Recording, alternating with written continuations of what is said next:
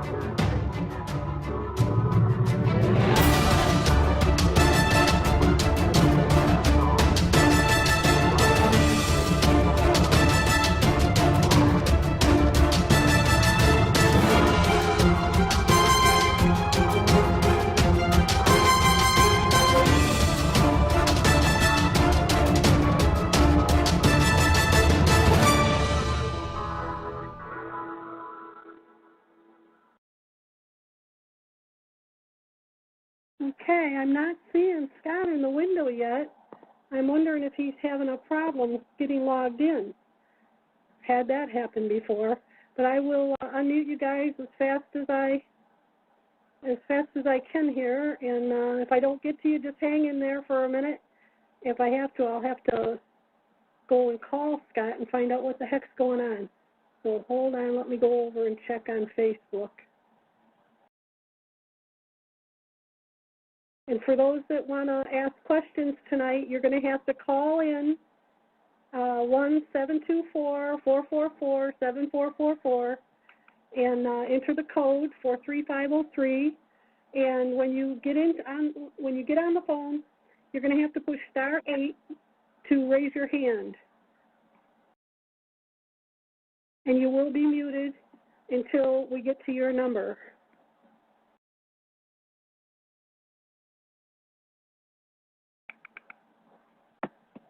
I don't see him. He's not on Facebook, so maybe he's, sometimes we do get blocked from logging in here.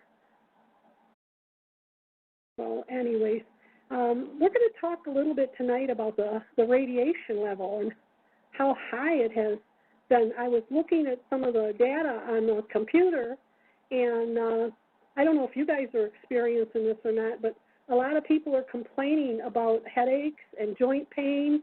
And Scott did a video about this, talking about how the radiation levels are so high that it's affecting everybody's health. So I still don't see him in the room yet. I don't know what's going on. Well, let's give him a couple minutes. Maybe he always calls in through the computer, and he might be being blocked. Hello, guest 26.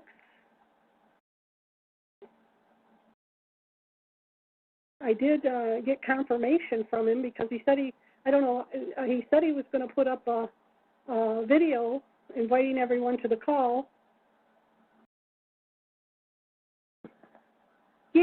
You know, and what I'm hearing is that a lot of people are having joint pain and they're having headaches, and I'm also hearing about in the warmer states that people are that they're getting sunburned really fast.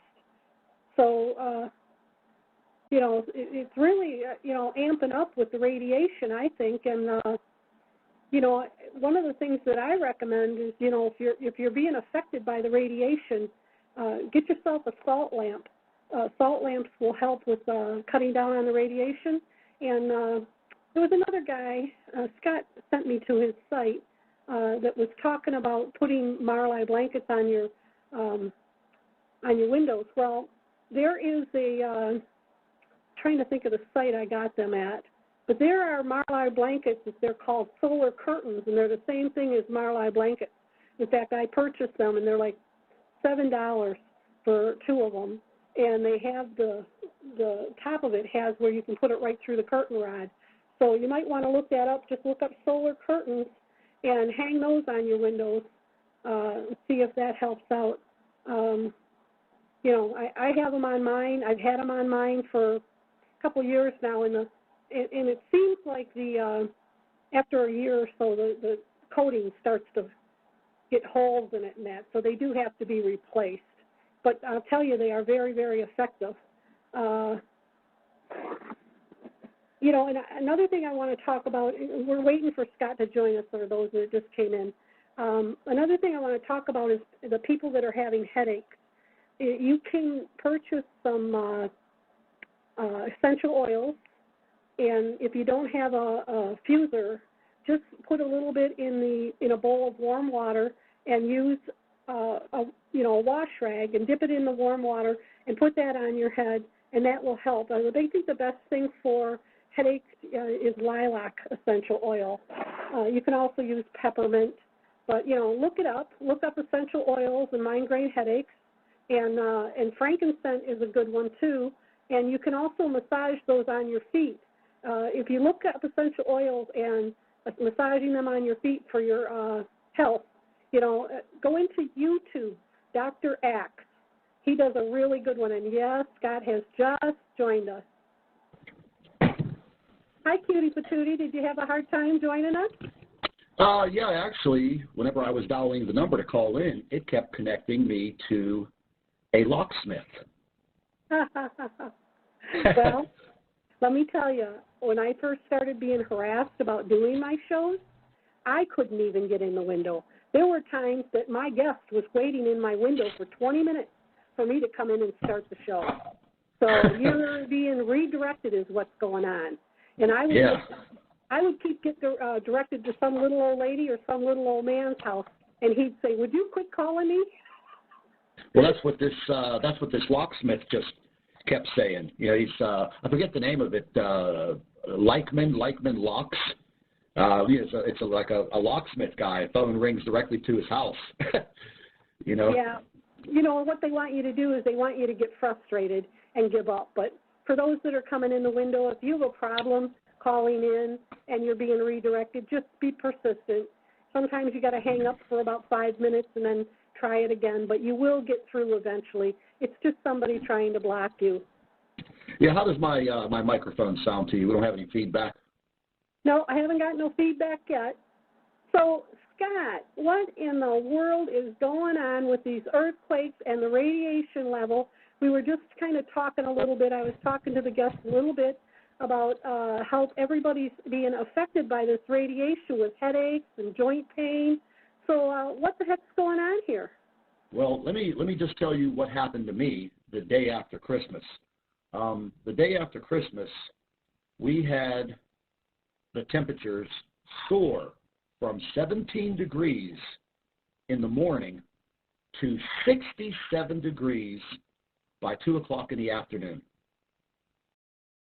And, I live in southwestern Pennsylvania, 20 miles south of the city of Pittsburgh. So, in the end of December, we usually have an average temperature of about, anywhere from, I'd say, 30 degrees to about maybe 35 degrees. The lows will dip down into the high teens, low 20s. Usually we don't have snow on the ground. But the temperatures here have been very, very erratic, is the word to say. Very erratic and psychedelic, to use another word, because it has been just that. The skies have been these burning pink sunrises, and I have hundreds of pictures that I've taken. And I've never seen sunrises in this time of the year where I live. Now, you know, when I lived in South Florida, it was different. You know, you could see those beautiful sunrises every morning. Then the sunsets. The sunsets are literally the whole entire sky from east to west, north to south, is this burnt, deep orange color. And again, I have hundreds of pictures that I have been taking since a few days before Christmas. And just, I mean, I woke up one morning and I walked outside. The sun had just come up, but it was very, very thick, overcast skies. I mean, it looked like, you know, you weren't going to see the sun for days. But all of these, the thick cloud cover had a very bright pink hue to it. And I took some photographs of that also. And it's just amazing me. So I talked about it on one of my videos the day before Christmas. And I got all of these photographs in from all over the world, people experiencing the same thing. So the day after Christmas, after, you know, we had some real warm weather, 40s, 50s. It was 67 degrees, sun shining. It was like a spring day, people running around in shorts. And about mid-afternoon, I was outside for a while. I had some errands to run. And I got back around 3 o'clock. I sat down, and about an hour later, every single bone in my body started to ache at the joints. My lower back, my elbows, my knees, everything. And then the muscle ache set in. It was like I was in some type of a wrestling match, or I played tackle football without pads, you know, or I had the flu. And then my skin started feeling like it was on fire. And then the last symptom I got was all of my internal organs, my stomach, my lungs, everything felt like it was burning inside, and it literally put me down, and I mean down on my sofa from 5 o'clock in the afternoon the day after Christmas. I didn't get back up off of the sofa until the morning of the 29th. I was literally crippled to hell. Well, it sounds like you were being microwaved. Well, that's what I was thinking. Something, you know, either that or, I mean, I had a lot of subscribers sending me emails in the days around the same time, and a lot of them were telling me the same thing. They were all thinking that it was this flu symptom, but you recover from it within 48 hours. So I don't know anybody that's had the flu, the stomach flu or whatever, for 48 hours. I didn't have any symptoms of the flu other than, you know, those very serious aches and pains. You know, I'm 48 years old, but I'm in pretty good shape. I don't have any medical problems. I take no medications. I'm perfectly sound. But for something like that to put me down for that amount of time, and for me to sleep, and I know I needed to rest, but for me to sleep, you know, almost 30 hours straight, it was like I was in a coma. So when I was listening to the subscribers in their emails, I mean, I had a couple of hundred of them that said the same thing. And they weren't just from the United States either. They were from many other countries. Yeah, so, but, you know, Scott, they've got the Tetra Towers, and they're using them on the whole population now, which, you know, I've done many shows about the Tetra Towers where they're planning on turning those on and microwaving the whole population and making us all just lay right down. And, you know, from being a target and being microwaved, that's what you're describing to me, is that you're being microwaved. And due to the fact of what you're talking about and what they've tried to do to you, they probably are microwaving you. You know, what I would do if I was you is whatever houses are around you, watch to see if they never leave the house, and also if they keep all of their porch lights on and their garage lights.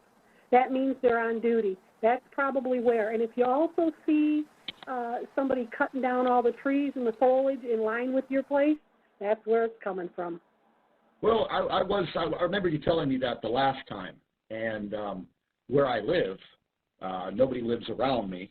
Doesn't matter. They have a screen, Scott. I've seen it. They moved it when they were using it on me, and it was when they moved it at like 1 o'clock in the morning, and I just happened to be outside. It was a full moon that night, and I was filling my dog's water pans, and I saw them coming up the road in a pickup truck with a car in front of it and a car behind it, and they had their four-way flashes on, and I was like, what the heck are they doing?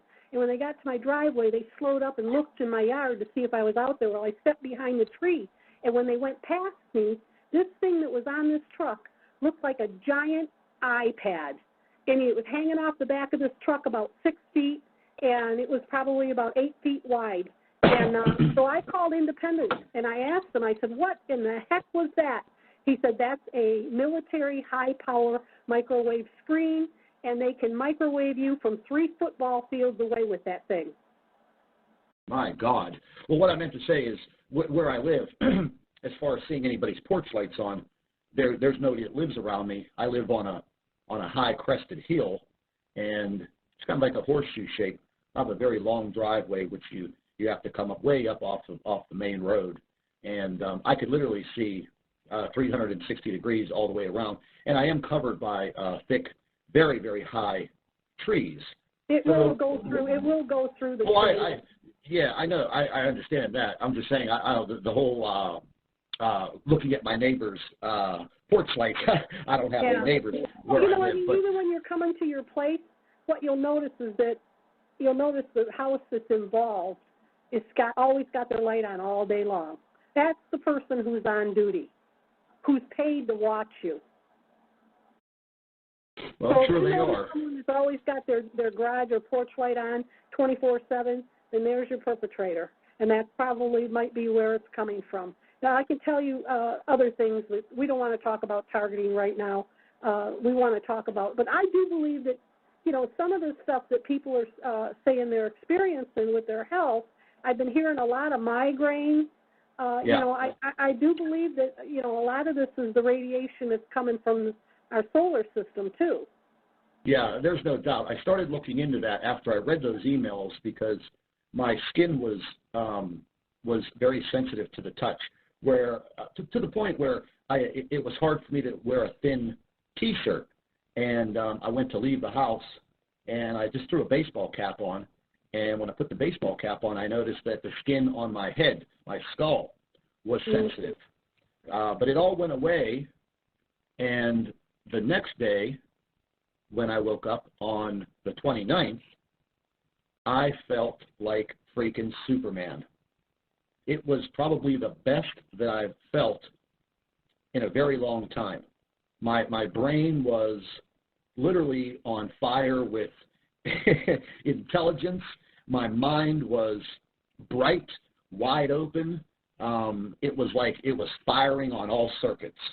Mm-hmm. So I reached out to a friend of mine that I get some information from time to time, and he's worked in military intelligence for over 24 years. He's retired, and I was telling him about this, and he mentioned to me that some of these things that are coming into our solar system, they're completely unknown to mankind today, modern man, because we've never gone through this before. But he has heard through his work background with the military that some of these things, these cosmic things that you can get exposed to, they can do different things to different people. It all depends just on you. He said that what I experienced sounds exactly like what he studied back in the mid-90s. And I asked him, I said, well, what are you specifically talking about? And he said, well, the way that you were feeling, and then whenever you recovered from that, the way that you just described, that your your mind was, on a complete like overload. I felt like Einstein. My mood, I'm always in a good mood, but I just felt fantastic. And he said, there's a couple things that can happen. He said, some people can literally go into a complete mental shutdown, and others will experience what you experienced in the end. This massive euphoric brain fire, like your brain is firing on all circuits. And I said, okay, well, I hope that lasts. And he said, it won't. He said, a lot of people will probably feel the same that you felt. And like I said, as I started to open up those emails and I started reading them, people were having issues from breathing problems, from very severe headaches, skin irritations that didn't show up as a rash, flu-like symptoms, but, people recovered within a 48 to 72-hour period. As I look back into some of the data, it coincided with one of the waves of energy, the solar winds that were coming from the sun. And the earth literally passed through one of these waves. Because when you're looking at it on this one computer model, it's like a pinwheel, the sun in the middle, and these pinwheel of waves circulating. And as the earth rotates around the sun, these waves, like a spoke on a rim, a bicycle rim, it catches up to the earth, and then it passes by the earth, but the earth passes through it, literally. I wish I had a visual screen to show you. If there's any of my subscribers listening, they've seen this. I go over it just about every day or every other day. So, we've had a lot of things that have occurred over the last 2 weeks. I seen one of your videos where you said that you had a friend that had a Geiger counter and you asked him to go outside, take a reading, and he said it was off the charts. What do you mean by off the charts? You mean harmful? Well, he works, I can't talk about the industry that he works in, but he has a personal radiation detector on his uniform. And I just happened to give him a call, and, he was on Christmas vacation, and I was bugging him. I said, listen, do me a favor, please. Go out in your truck and, grab that, and can you tell me what it says? Well, he only lives about 50 miles from me. So he turned it on, and as soon as he turned it on and it calibrated itself, it started going off real loud with that beep, beep, beep, beep, beep, beep, beep, beep, beep, beep, beep. And he said, what the hell? And he looked at it, and I said, well, what is that? He says, well, that's the damn radiation detector. And I said, well, what is it saying? And he goes, well, it's hard for me to explain to you because I've been taught how to read this, but he said the levels are very high. He goes, what the hell's going on? And then we ended up having a 2-hour conversation about what's happening. So now he's walking around. He's still on vacation till after the first of the year, but now he's walking around with, that radiation detector. Now, I do monitor a global website that gives radiation readings over the entire globe. And what I noticed over a 72-hour period, when that solar wind came barreling through and we passed through that wave, and it was just about the day before Christmas, the 24th, 25th, and the 26th. I went back and I looked at the data on that site. As the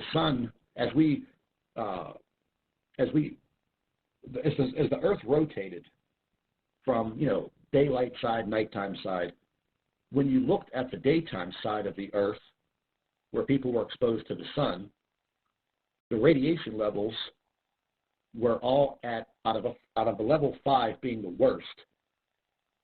The entire sunlit side of the Earth was at a level 3, all over the place, and it puts little pin dots all over the place. Now, not every single area was at a level 3. Some were at a basic level 1 or 2, but where I lived, right smack dab, pinpointed right on top of me, was a level 3. Now, as the Earth rotated into daylight on the other side of the globe, the radiation readings went from normal to a level 3. So basically, we were being rotated into this. I just called it a poison because that's basically what it was. you know, and I'm not a, you know, I don't have access to this scientific data that NASA and world space agencies have, because I know damn well they've been monitoring this. They have to. So we don't even really know what we're being exposed to. There's a lot of different theories out there. There was a lot of disinformation put out there, because I'll be quite frank with you, the first bit of information that came out was this magnetar that exploded. Well, we found out 24 hours later that, you know, that was just complete crap. Then we found out that the stories that were popping up about a gamma ray hitting the Earth or coming at Earth. Well, first of all, you would not see a gamma ray burst hitting the Earth. You know, one like, they're talking about something like in the movies, because it would completely obliterate the Earth where it hit, and then that gamma ray burst would literally spread around the globe and people would die off very slowly. So that was a complete farce. As I dug into it further and further, I started finding out that, you know, they're putting this disinformation out there because they don't know what the hell to do. So, you know, I contacted my friend again that was in the military, and I said, listen, man, I need your help. I need to know what the hell is going on. And he goes, well, look, I'm going to be quite frank with you. They've been puzzled by this for the last 9 months. He said they don't know what to do. They knew this was going to occur, but he said they're being very tight-lipped about what's going on. Well, I'm sure that they're very upset, too, because there's so much out there on the internet now, and so many people are finding out what's going on, and they want answers, and, you know, so they're just going to try to debunk it. But we are getting up on our half an hour of chit-chat, and for those that are on the phone that wish to speak to Scott, please push *8, which raises your hand, and we'll unmute you in sequence. We do have one caller that has their hand raised, so we'll take that call now. Welcome to the show, Arizona. You have a question for Scott? Yes. Hi, Scott. So this is a solar flare that is causing this? That's what I heard. No, it's not a solar flare. I mean, if the Earth actually got hit with a solar flare, it would be pretty much doomsday for the Earth. What's been happening over the past several weeks, and I monitor this every single day, is it seems to me that we're having a combination of problems. And one of the main problems is all of these large coronal holes opening up on the sun, and it just so happens at the position the Earth is and the position of the coronal holes, because, you know, the sun does rotate itself. Yeah. And as the sun's rotating and the Earth is rotating around the sun, we are literally being turned into these large coronal holes. And these coronal holes, they produce these massive bursts of solar wind, and we were monitoring that also. And these solar winds were coming out at about, I think it was about 740 kilometers per second. And, you know, they rush towards Earth. And again, we monitor all of this. And they did slow down to about 600,000 kilometers per second. But those coronal holes also create a lot of pressure on the Earth, and they create massive earthquakes. And, I mean, I monitor these earthquakes 24 hours a day, 7 days a week. The earthquake activity has picked up tremendously, especially in the state of California. We've had earthquakes hitting in Arizona, Nevada, Colorado, Washington, all over California. Now, they're not heavy-duty earthquakes. They're in the magnitude of the high 2s, low 3s, some 4s. But the problem is they're spreading out across the entire state from north to south, south to north. And, you know, the whole aspect of, you know, these solar flares, now we went by that one. We got away with, you know, some pretty hefty earthquakes across the globe. But then I noticed another coronal hole opening up on the side of the sun that was rotating towards us. And I think everybody kind of discounted it. I talked about it in 2 of my videos. And sure enough, when I woke up the next day and started looking at the 48-hour footage of the sun, Well, there she was. She was getting bigger, shaped like a large triangle, and literally turning directly towards the Earth. Now, that one's going to be turning towards us. I think we will be aligned with it probably within the next couple of days. But when I monitored that, I was hoping that it would shrink and get smaller. Well, it did not. It got larger. So not only do we have that one to face again, but now there is another one forming on the sun, which will be turning towards us within, I would say, probably the next 7 days. Do you think these coronal holes have something to do with the planet NIBIRU? Well, I think something is definitely applying some very severe stresses on the sun. Now, and I tell everybody this, without having, like the bat phone directly into NASA where I can call and ask them questions, we're not going to get these answers because they're not coming out and telling anybody anything. Now, what bothers me is a few months ago, the President of the United States had this big to-do about signing this executive order in for this new Space Office administration. Remember that? Mm-hmm.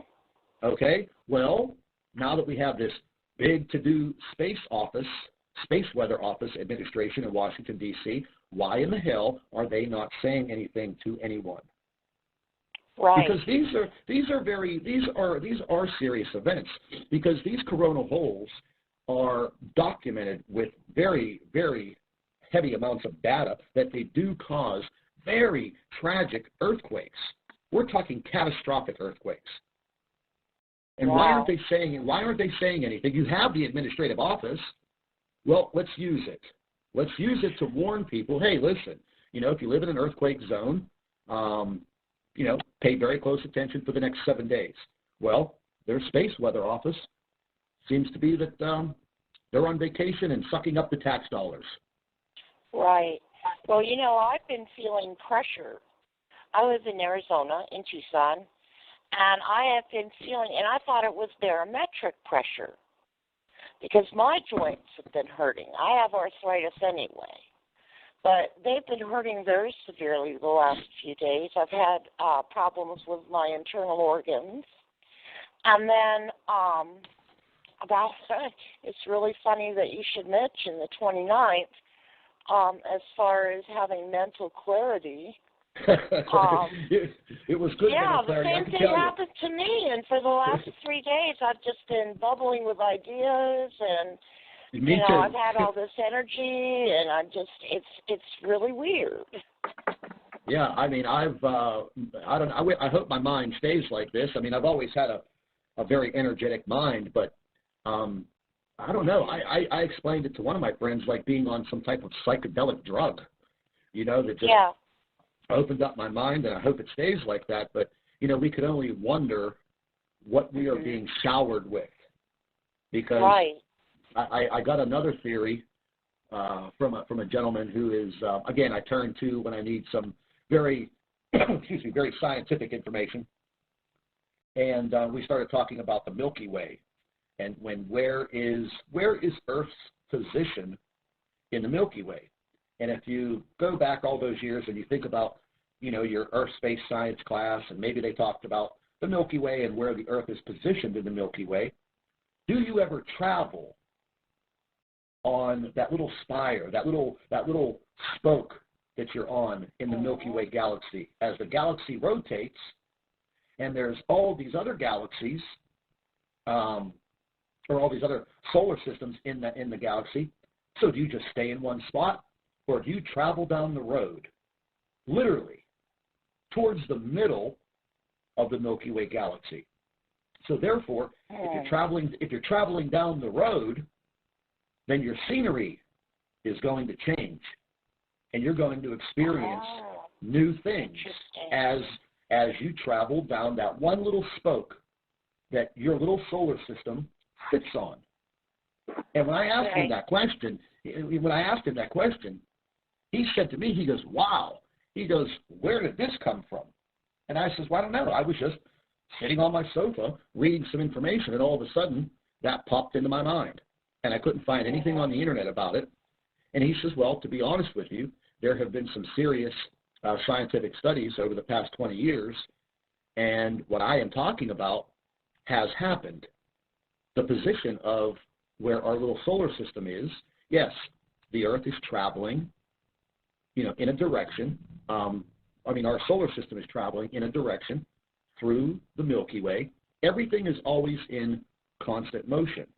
So yes, our solar system is going to experience new things as time goes on. And this takes probably tens of millions of years, but it just so happens that all of these things are occurring now.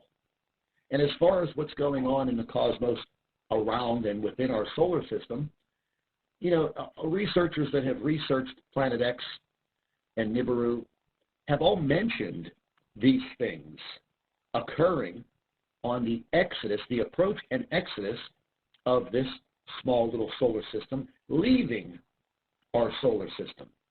Yeah. And then, I started doing a bunch of more research on brown dwarf stars and, what they're all about.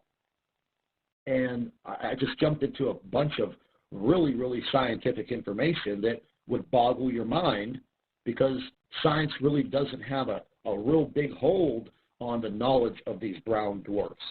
Now, over the past 10 years, there's been a lot of data that has come in because of technology, but these brown dwarf stars come in classifications now, and these are very powerful planetary objects. They have a ton of power, and I mean electromagnetic power. It just goes on and on and on, and they are way more powerful than the Earth, and they seem to link up with a star like our sun. So again, without without having a scientist at NASA to question and truthfully give me answers, we could just sit and just have these theories and reaching out to all of the people that I talk to on a daily basis and collaborate with. Each one of us is going in a different direction, like a slice of pizza, and we're all trying to put it together.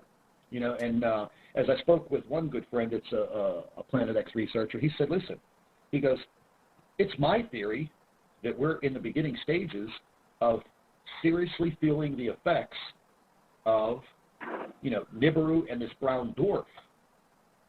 And I said, well, we did talk about leading into the end of this year. And I've been saying that since the end of the summer in August. And, people like these debunkers are calling me. They're saying, ho, Scott, it's the end of December and the world is still here. Well, I never said the world was going to end. I never said that, not one time. This will not destroy Earth, but it's going to change mankind as you know it today. And it will begin in December.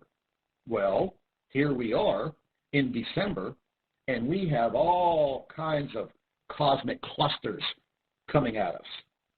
And I feel that, things that are happening are being disguised as, they're throwing this scientific mumbo-jumbo at us that the common man's not going to understand.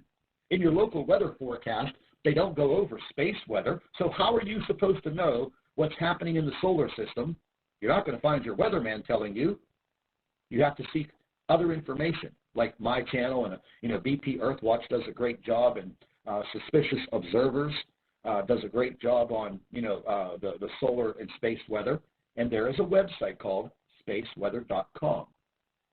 So I think go ahead. I'm sorry. It's interesting because even the mainstream radio is talking about NIBIRU now.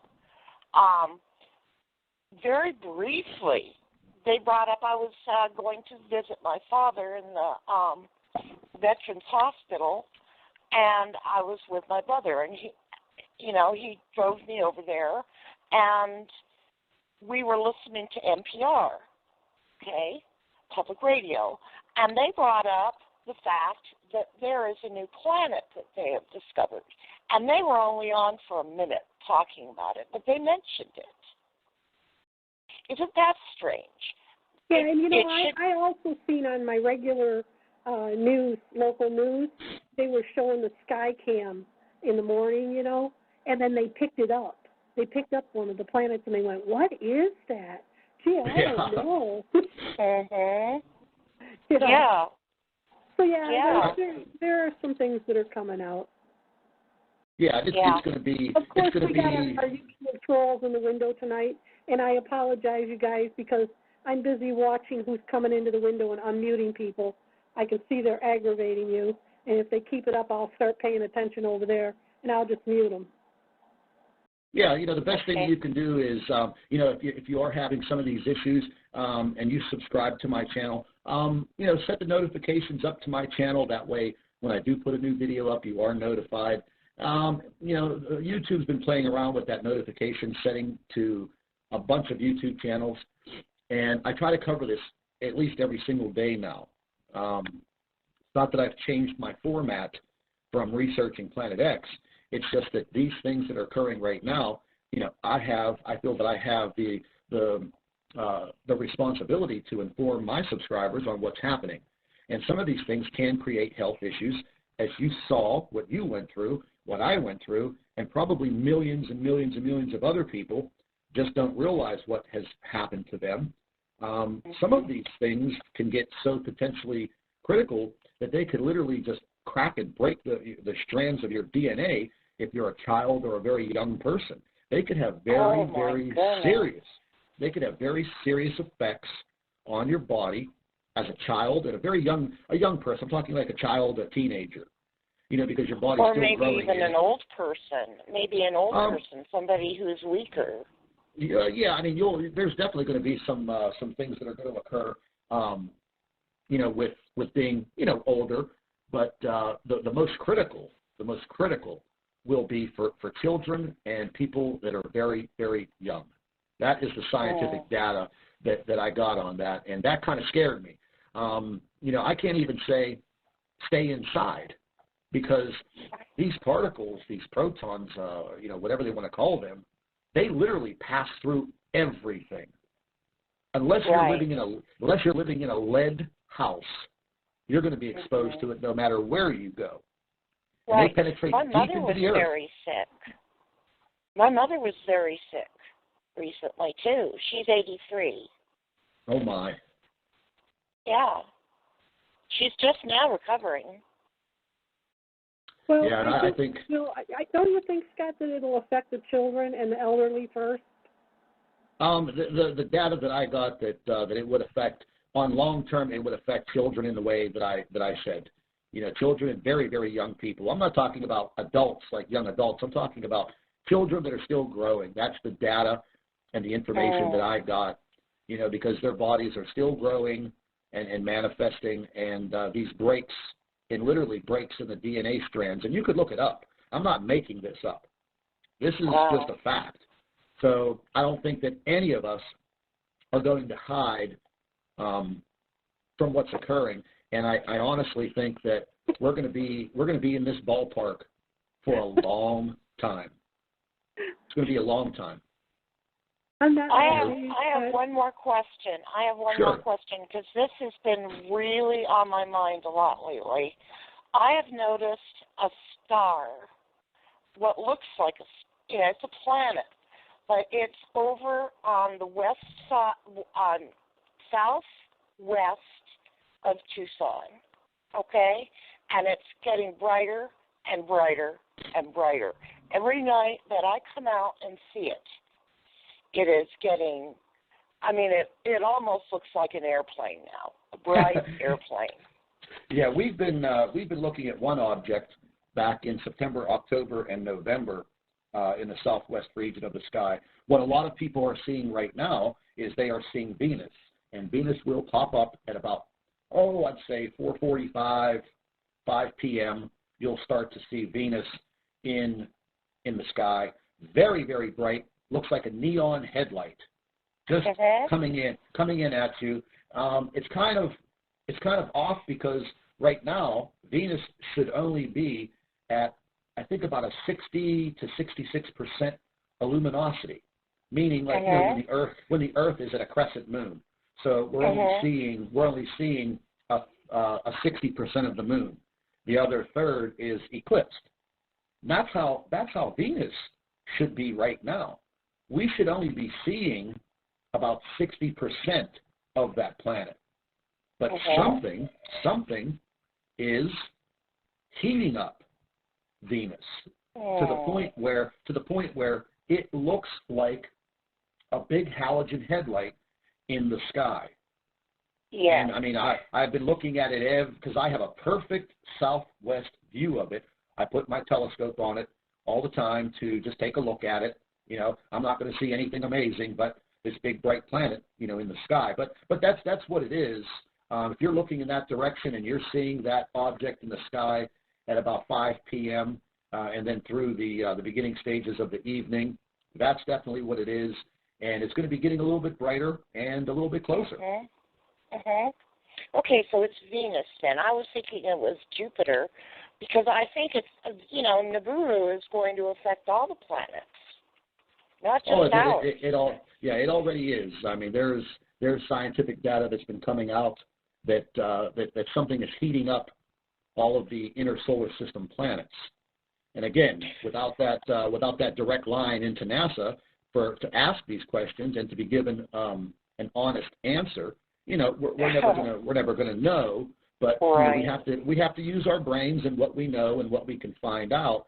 And these inner planets are heating up, and it seems to be that something is also heating up the internal core of the Earth. It has been for a few years, you know, and the hypothesis of this small solar system being within our solar system has been going on for several years, well, a good many years. You know, this is not something that's just going to come whipping into our solar system, make a loop around the sun, and fly back out in a week. You know, the solar system is very large. You know, it's hard to put your mind on it because of the vastness of what we're talking about. But I believe with everything that I've studied and people that I've spoken to that are very knowledgeable about biblical scriptures and the past, we're in the times. We're in it right now. You know, I think that we're in the beginning stages, but we're far in the beginning. You know what I mean? We're getting there towards the middle. And as the months go on, January and February, over the next 60 to 90 days, things are going to change. And I think over the next 90 days, a lot of people that don't know anything are going to start wondering. And the people that do know some things are going to start asking more questions. And if their eyes aren't all the way open, they're going to be wide open. But again, you know, we're at a point right now where I feel like the entire Earth, the population on this planet, is literally being held hostage. And there's nothing that we could do except wait.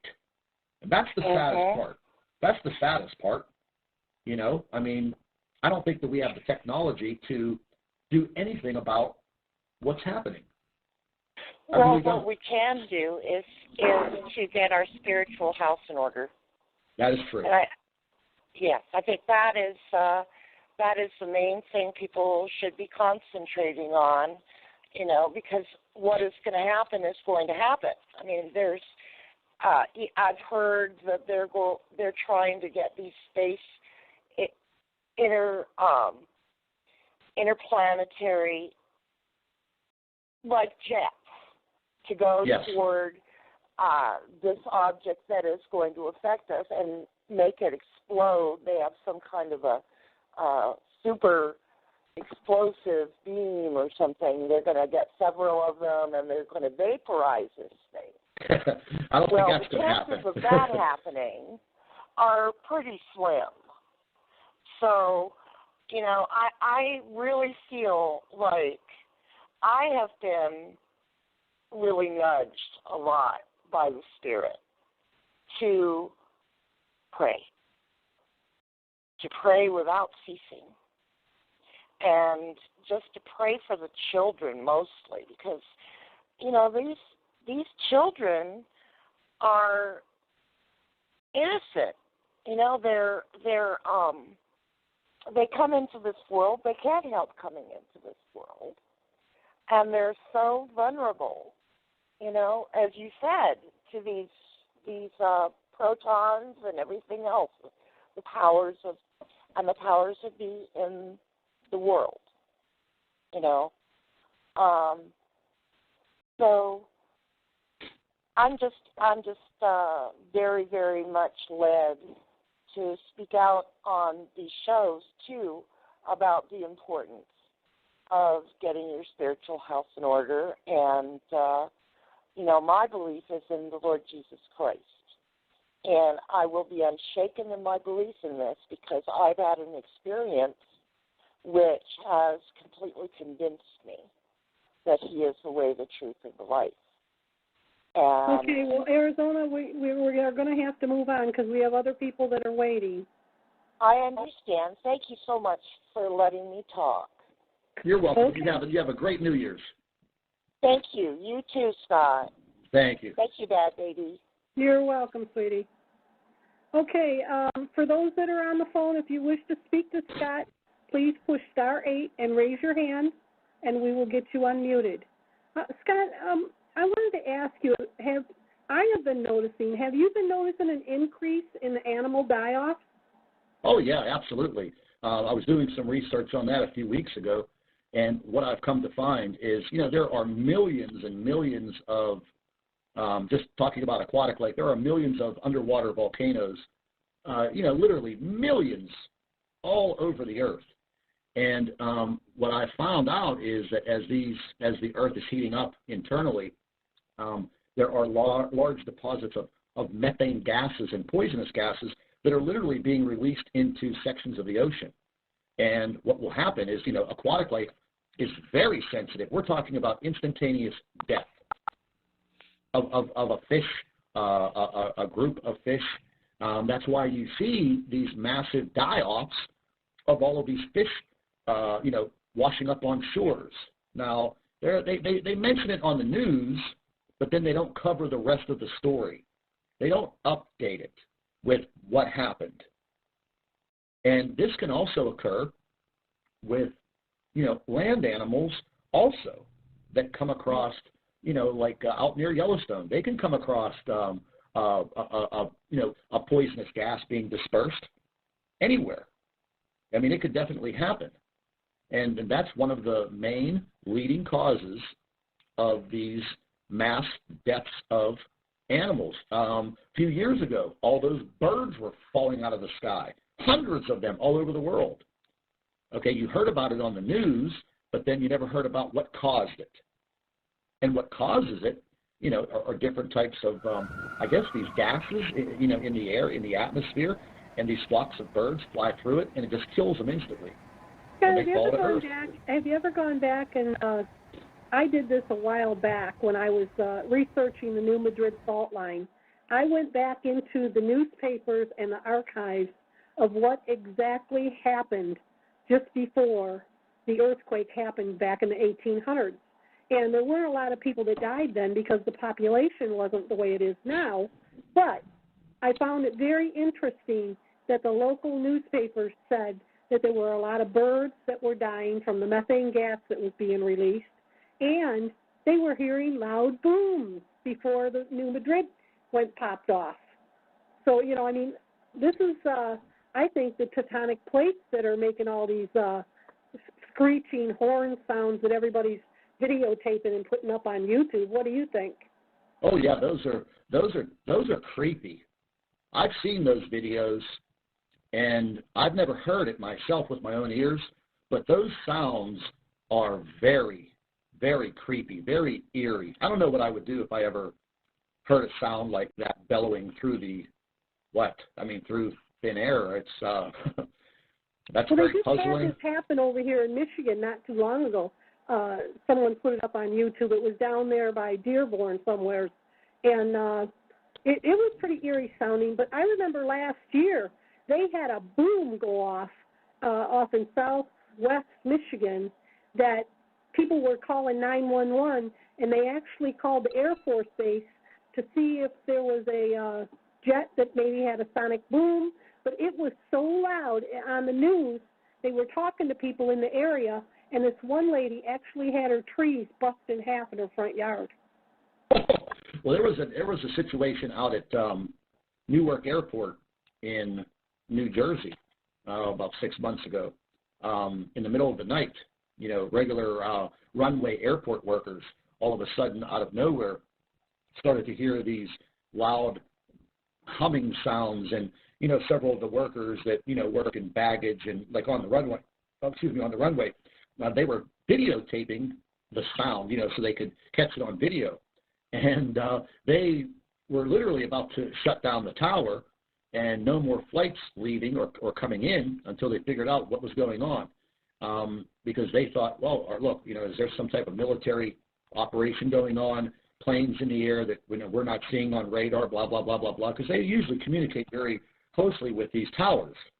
When I watched that video, again, you're out there on a runway in the middle of the night, total darkness, all of a sudden you start hearing these god-awful sounds coming out of thin air, loud, very loud. Okay, they're being heard in Europe, everywhere. For those that are on the phone, if you wish to ask Scott a question or speak with him, please push *8, and we have another caller. So we will unmute. Welcome to the show, Huggy Bear. You want to ask Scott a question? I do. Scott, my name is Chris, and I emailed you recently a few times.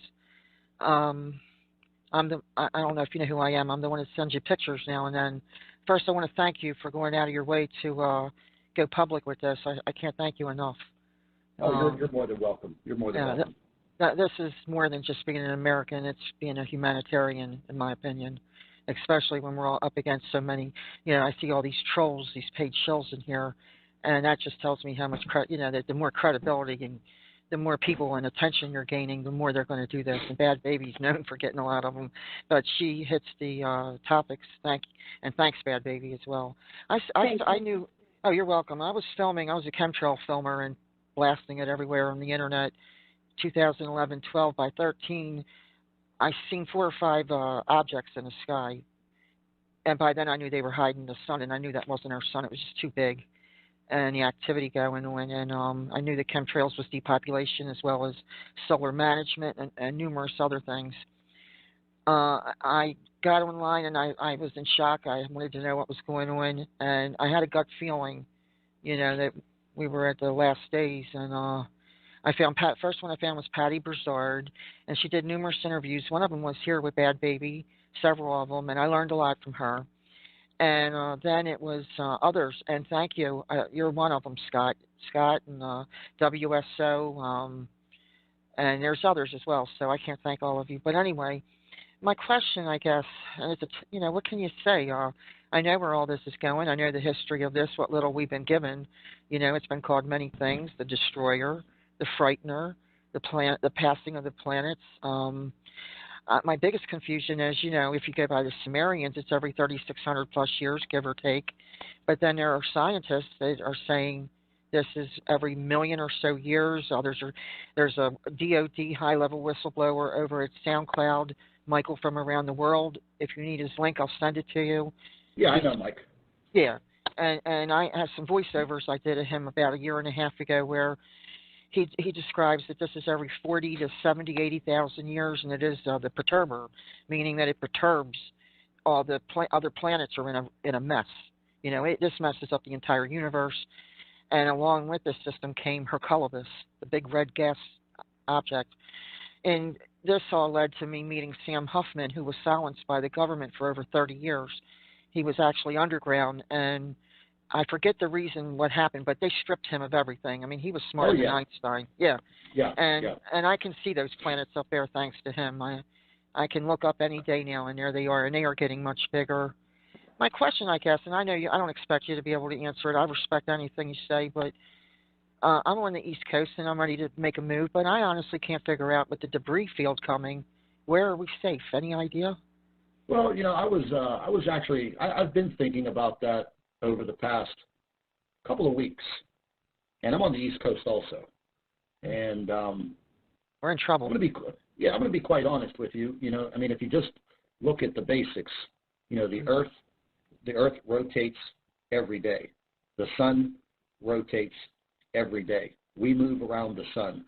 We're in this big circle. So if you take things that are in a circle, and say, for instance, you take a spray bottle and you spin that ball and you spray it. As the ball spins and you continue to spray, what eventually happens? You're going to cover the entire ball. So I don't think that there is going to be any type of a actual, quote, safe zone. And I don't think running underground is going to do any good. Me personally, I would not want to be caught underground because of the earthquake situation, because that's going to be your tomb. You're not going to be able to escape. If you do have food and water in there, it's not going to be for eternity. True.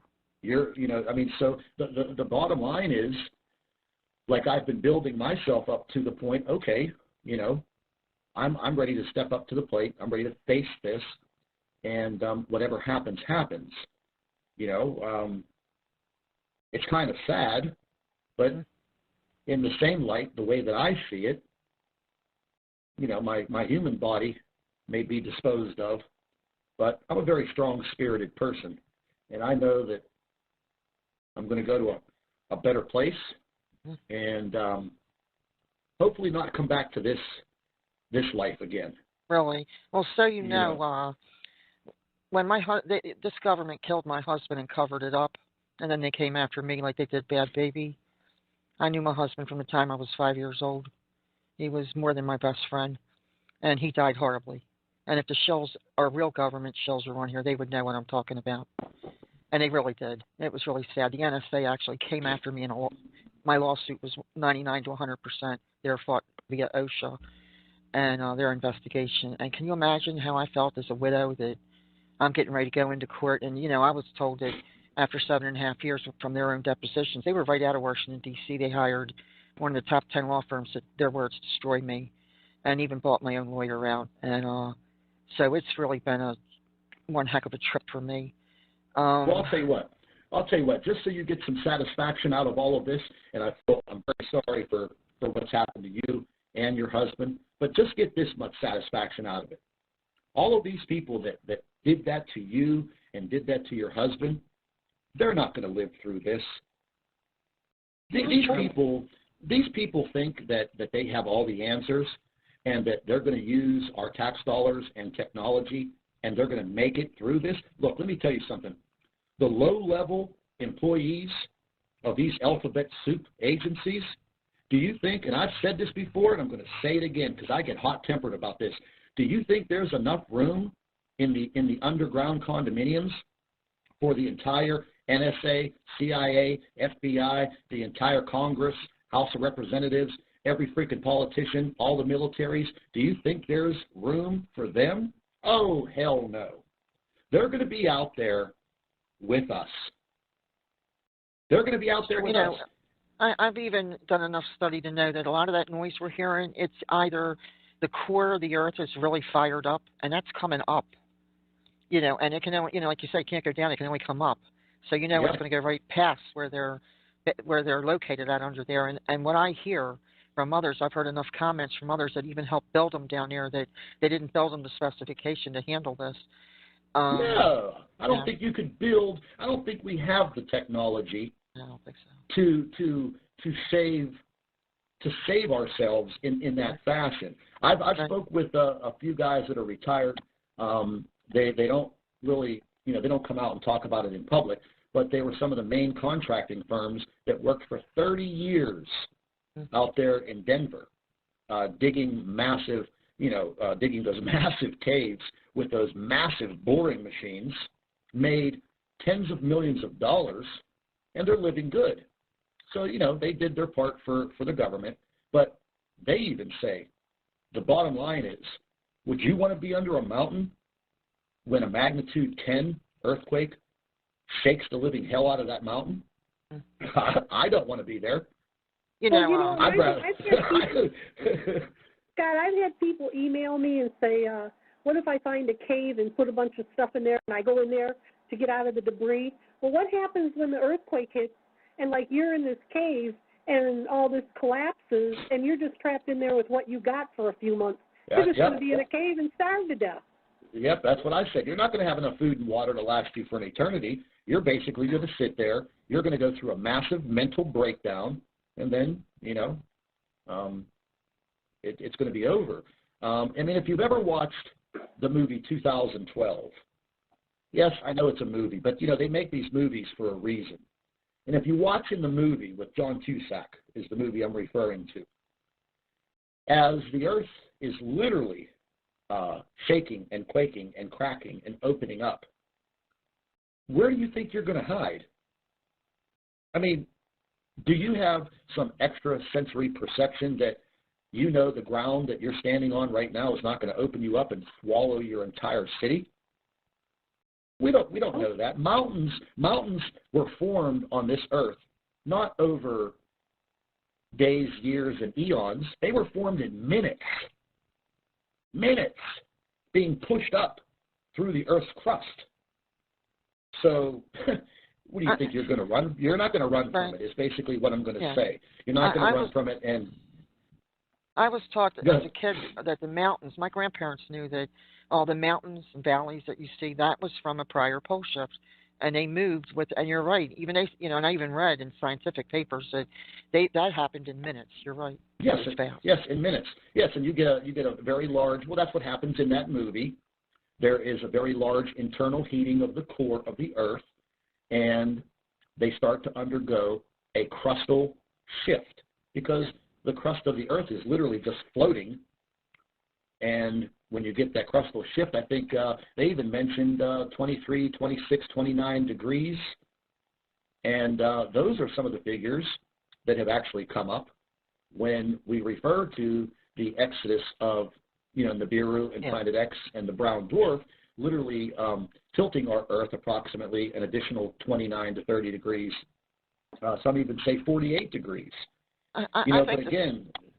I think the saddest thing about all of this is, well, number one, I feel that those like us will, our souls are much better off telling the truth and doing our level-headed best to get the word out. You know, we've tried.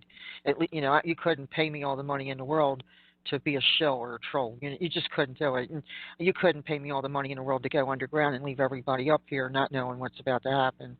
I think people have a right to know, so that depending on their religious beliefs or whatever, they have a right to know. You know, Christians or whomever, who they believe that they want to repent or whatever, it's their prerogative and they have a right to know.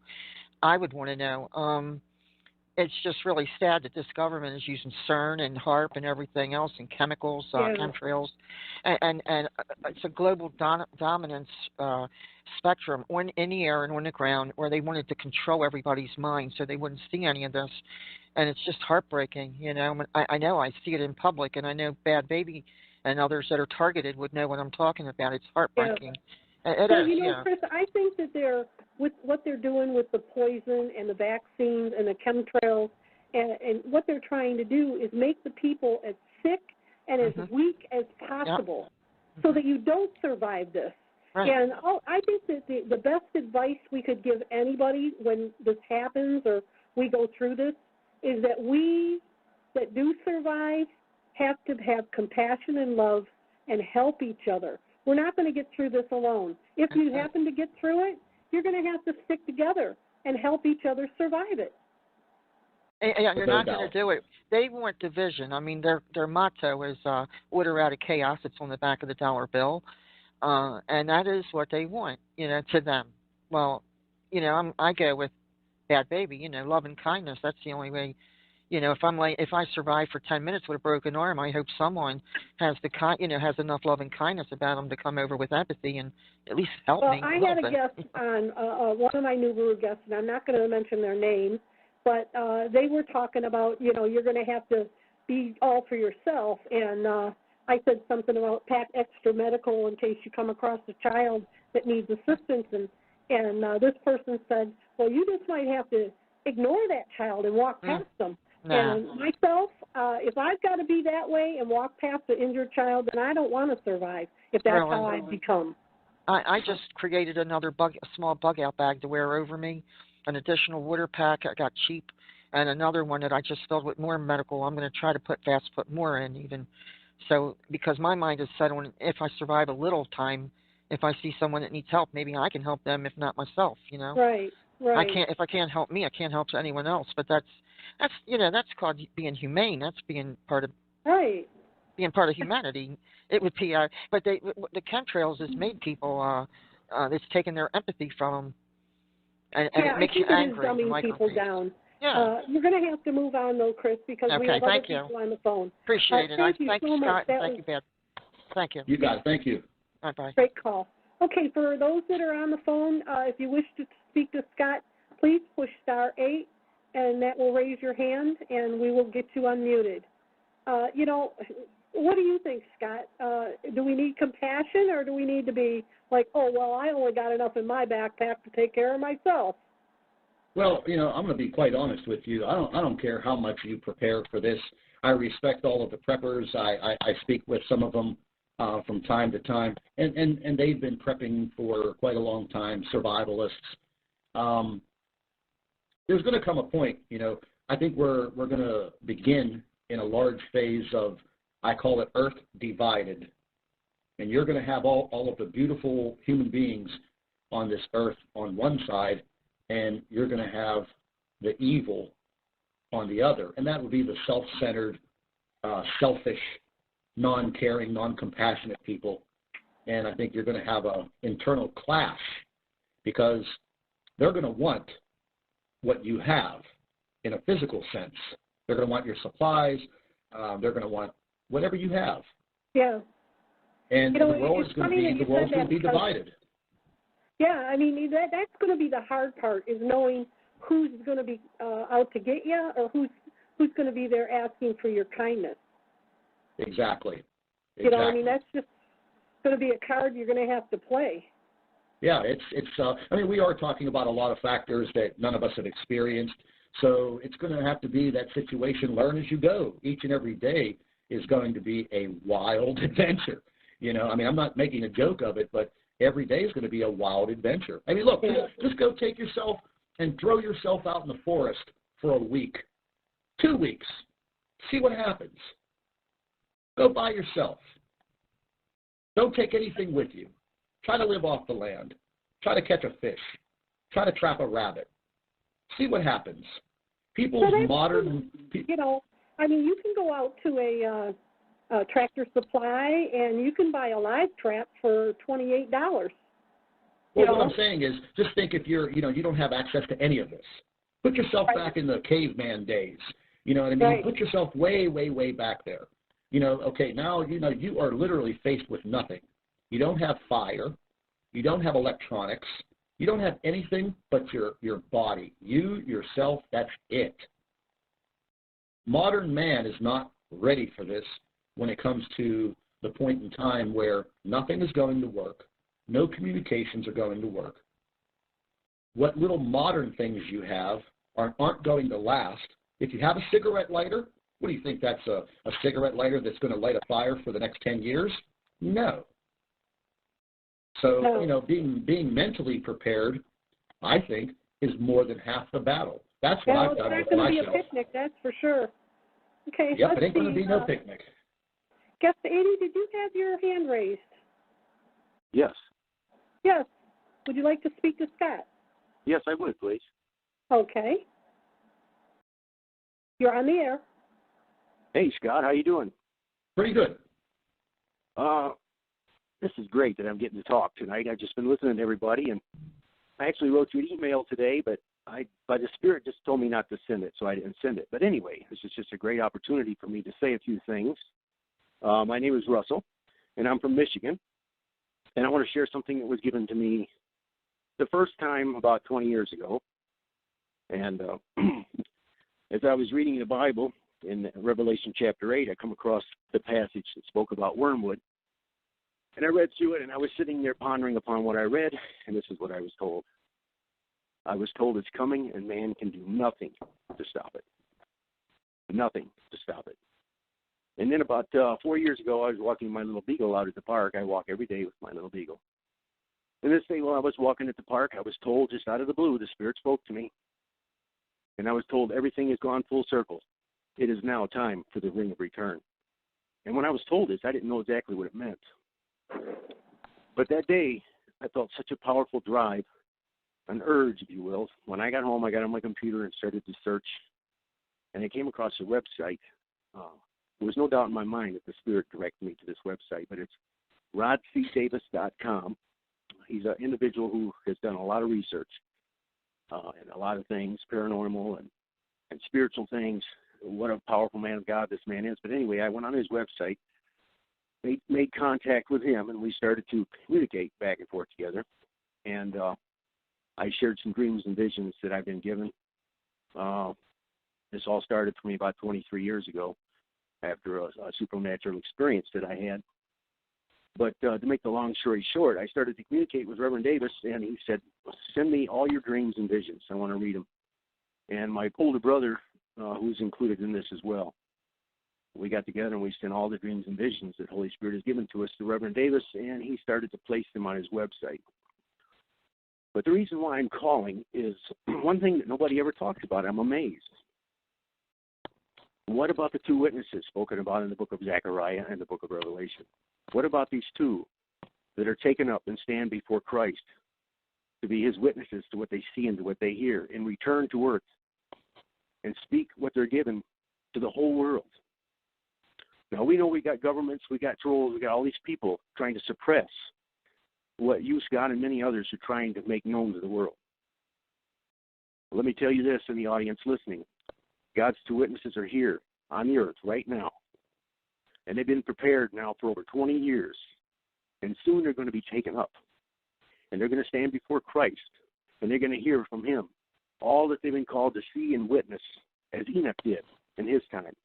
And when they return to the earth, they are going to proclaim everything that they've been given. And I don't care who tries to stop them. Governments, ETs, I don't care. Nobody is going to stop their ministry, because God is going to protect them, and everything that they've been given is going to be proclaimed to everybody on the face of the whole earth. So these governments and whoever else is going to try to stop them will not be able to stop them, because they're going to be divinely protected until their ministry and their prophecy is completed. And I was told it is coming, and man can do nothing to stop it. This system, whatever it is, it's got a cycle. I've been told that by Holy Spirit. And it's now making its ring of return to enter into our solar system again. And we know from the Bible in many passages, Isaiah chapter 24, the book of Revelation, is pretty much all about the passing of this planet through our system. It raves havoc upon our world. Mm-hmm. The book of Isaiah states that very few men are left. So that goes to tell you, through the ministry of the two witnesses in the Holy Bride Church that are gathered together unto them, and they are given many messages by the prophets, the two witnesses, and God's Holy Bride Church is going to fill the earth with the truth, and they will not be stopped. Remember, Christ said it will be as it was in the days of Noah, just before I return. What was the days of Noah all about? The great flood, the great cleansing, the great destruction of all the sinners. But God kept a remnant who is true to him. It's going to be the same way in this last day. The two witnesses go forth and preach the gospel of Jesus Christ, not the corrupted gospel, but the gospel that Jesus taught 2,000 years ago, and the gospel and the law of God that was from the very beginning given to Adam became corrupted. Christ came to restore it, renew it. Once again, it got corrupted. God sends the two witnesses to restore, to renew the law of Almighty God and the true gospel of Jesus Christ. And all those that are drawn to it and all those who will listen to it will be in a place of safety. God says, for my elect's sake, those days shall be shortened. In other words, God's elect, we don't know yet how he's going to protect his elect. But all those are brought into the fold, all those are brought into the ark because they embraced the holy law of God, brought anew, restored again by the two witnesses in his Holy Bride Church. They will receive divine protection. While they're on planet, off planet, we don't know yet. But this is God's message. There is a way out. God will protect his elect and all others who are not in the fold, who are not brought into the ark of safety, whatever that ark of safety may be in this generation. Woe unto them. I would not want to be them, because they are going to have to suffer the onslaught that's coming from this system, this planet, whatever it is, it's going to come through our solar system to cleanse the earth. That's exactly what I call it. You took the words right out of my mouth. I've actually used that phrase before, and it seems that as time goes on, the earth needs this cleansing. And just like you said, it's running in cycles, and this is God's way of, okay, I gave you a chance before, and evil made its way back to my earth. Well, now I have to cleanse the entire earth of this evil. He did it once, he did it twice, and he'll do it again. And I believe that we are right in the midst of this cleansing. And there are two ways to look at this. You can look at it in a scientific way, like I do, and you can look at it in a biblical way, like I do. You can put them together. Yes, you can. But science is not going to win the battle when it comes to what you're referring to. It's just not. And we're all, like I said, we're all going to have to step up to the plate, and you're going to have to make that decision. You should have already made that decision now. What side you're going to be on? Good, evil, belief. And I'm not a vastly religious man. I have my beliefs. I don't publicize them too much because I deal with tens of thousands of people every day. Yes, you do. But I've had many deep, long conversations with Gil Broussard, and Gil's a fantastic biblical scholar, and his information on this subject is the best that I've been exposed to. The facts are there. The facts are there. I've listened to some of his videos. It's very very informative. But that's one thing. I think that's one thing. This is something that I was told also by the Spirit, and it would take me too long to explain all this. If the listeners care to, go to rodcdavis.com and go on his website, and he's got myself and my brother on there and our dreams and visions. But one of the things that I was told was, I was told the evil one knows who you are, why you're here, and he knows you're going to do great damage to his kingdom. And we know it's not by our might or power, but by the Spirit, saith the Lord of hosts. It's not by our physical might or power, but by the Spirit of Almighty God working through us. We're going to expose the workings of the evil one, all the evil governments, and all the things that are going on in this earth. We're trying to find out, but we're not being able to find out because they just keep us in the dark. Well, believe me, when the Lord sends us as his two witnesses, and we go forth and proclaim these things, we will know the deep secrets. All things shall be revealed, and there's not a thing they can do to stop us. Exactly. Not until our testimony and our prophecy is completed according to God Almighty's will. And it's going to enrage them. That's why they hate the two witnesses so badly, because they expose all their evil doings. And there's not a thing they can do about it. Not one thing they can do about it. Russell, where are you located in Michigan at? I'm in Michigan also. Waterford, Michigan. Oh, okay. My brother and I live. Yes.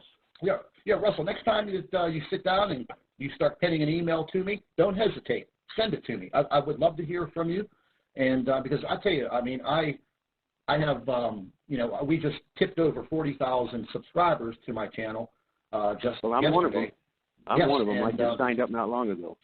Yeah, and I do have a very gracious base of people that are surrounding me, and I always thank every single one of them. And I do get about 1,000 emails a day, and I do, spend a couple hours a day, going through the emails. And, a lot of them are very touching. Some of them give me chills. They're kind of like chills of joy, to hear all of these heartfelt things. And it touches my heart. And I start to think sometimes, well, I'll be truthful. I think every single day, why did I thrust myself into what I'm doing? And I started investigating, the theories of Planet X and the Nemesis solar system 13 years ago in depth. Mm-hmm. But as the time has gone on and more of this has come to light, and it seems that our time is getting shorter, that's when I decided, okay, I have to stand for something. Something lit up inside of me that said, listen, you have the ability, and people will listen to you. So, I'm not saying I'm the chosen one, because there are a lot of people. I'm very thankful that you answered that yearning, that call. That there's a lot of people out there that are truly seeking answers. They're just seeking to know and to understand what is going on. Things are not normal. Exactly. Yes, exactly. And, I do think every single day, why did I thrust myself into this? And I do have to say that this may sound kind of odd, but when I do start to sit and think about it, when I'm sitting at this computer for 14 hours a day, sometimes even a complete 24-hour day, and I don't sleep, I do have this joy that comes over to me, and it pushes me more and more and more, because I know eventually that I'm touching all of these human beings and they're touching me. And I think that's what this is all about at this point in time, is it's unity. Jesus spoke about it. Unity amongst mankind is what this is all about. Us coming together as a species. He didn't preach about division of mankind. He talked about unity. And I think that that's what we're going to be thrust into, is to bringing this earth back together as one. May we, our human bodies may not make it, because they're fragile, little biological creatures, but our spirits are very strong. That's right.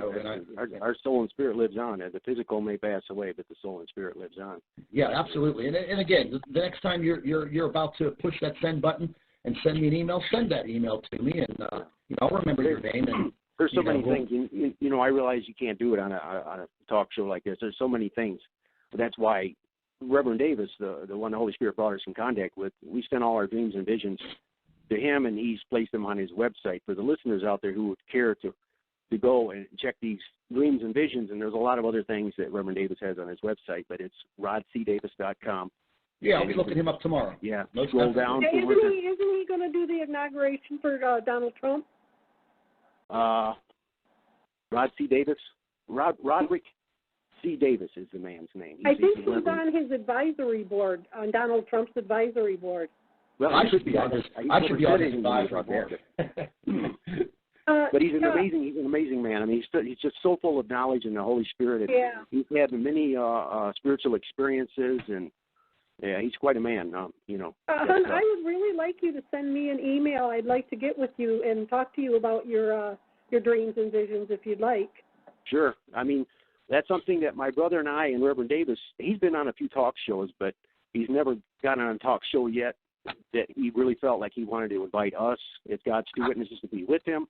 But believe me, if the opportunity ever arises, we would be there in a heartbeat to do it, because we've just been waiting for this opportunity.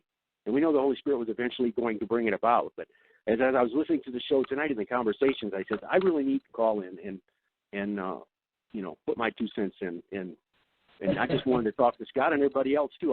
It's a real blessing for me to be able to do this. This is the first talk show I've ever called in. I've never done this before. So I just knew it was something I needed to do. Well, Bad Baby has been fantastic, hosting me on her show for a good many times now, and we're going to continue, because, we both carry the same message.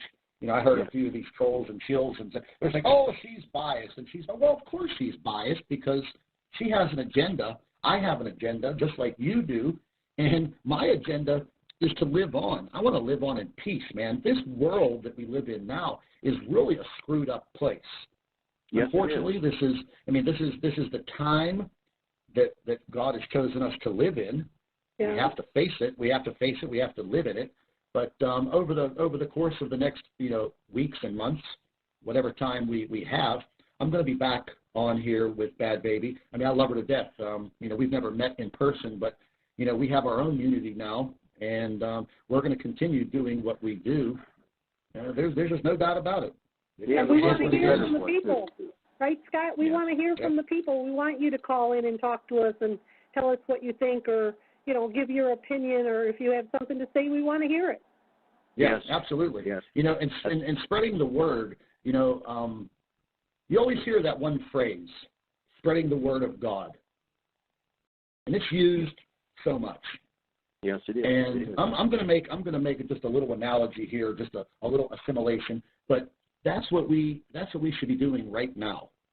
You can spread the word of God, and even if you reach one person a day or one person a year, but spreading this information.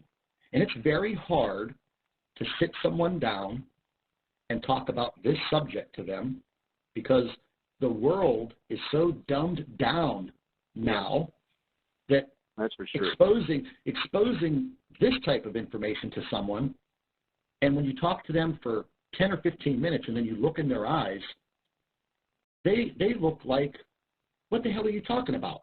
Yeah, I don't believe that. I don't believe that. And what do people say about religion? Oh, I don't believe that. I don't believe that.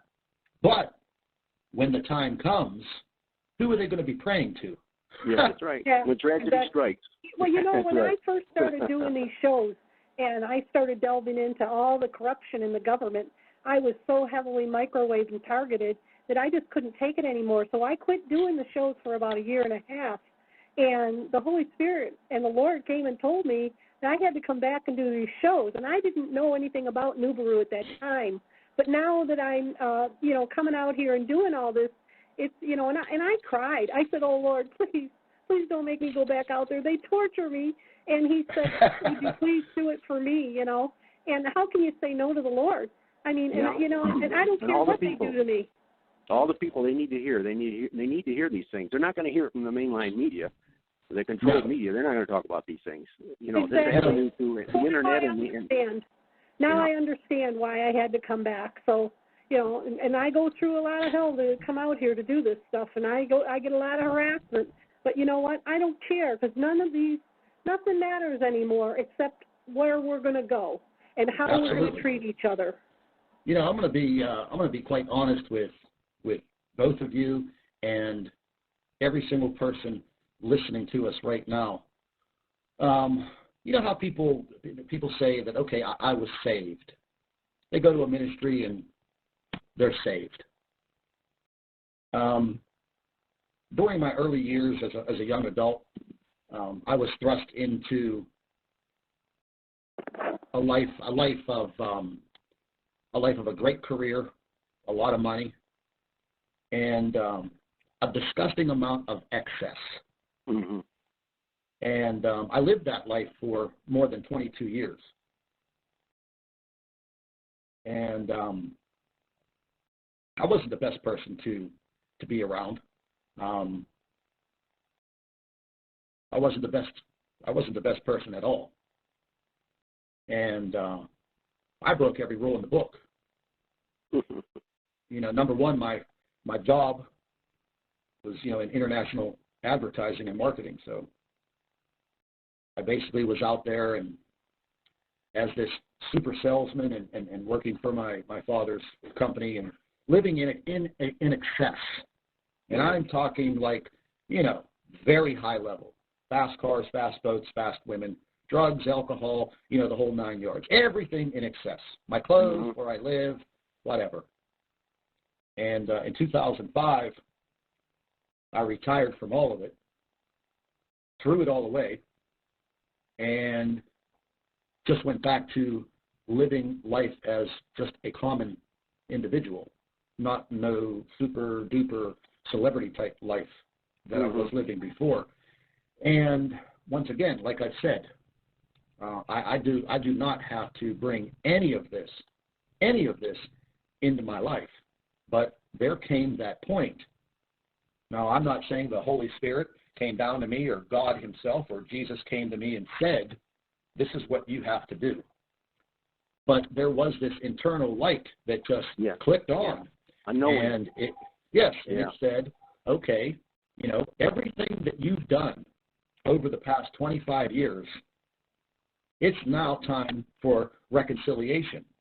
And you have the knowledge, you have the gift, people will listen to you. They've been listening to you for the past 22 years. You chose to take those abilities and make millions and millions and millions of dollars for people and corporations all over the world, so you know that people will listen to you. Yeah. Yeah. So is this my reconciliation? Well, you're damn right it is. Am I doing it just for that fact? No, I am not. So everybody can turn over a new leaf, and that's what I've done. And I know I have. Yes, it happened to me too.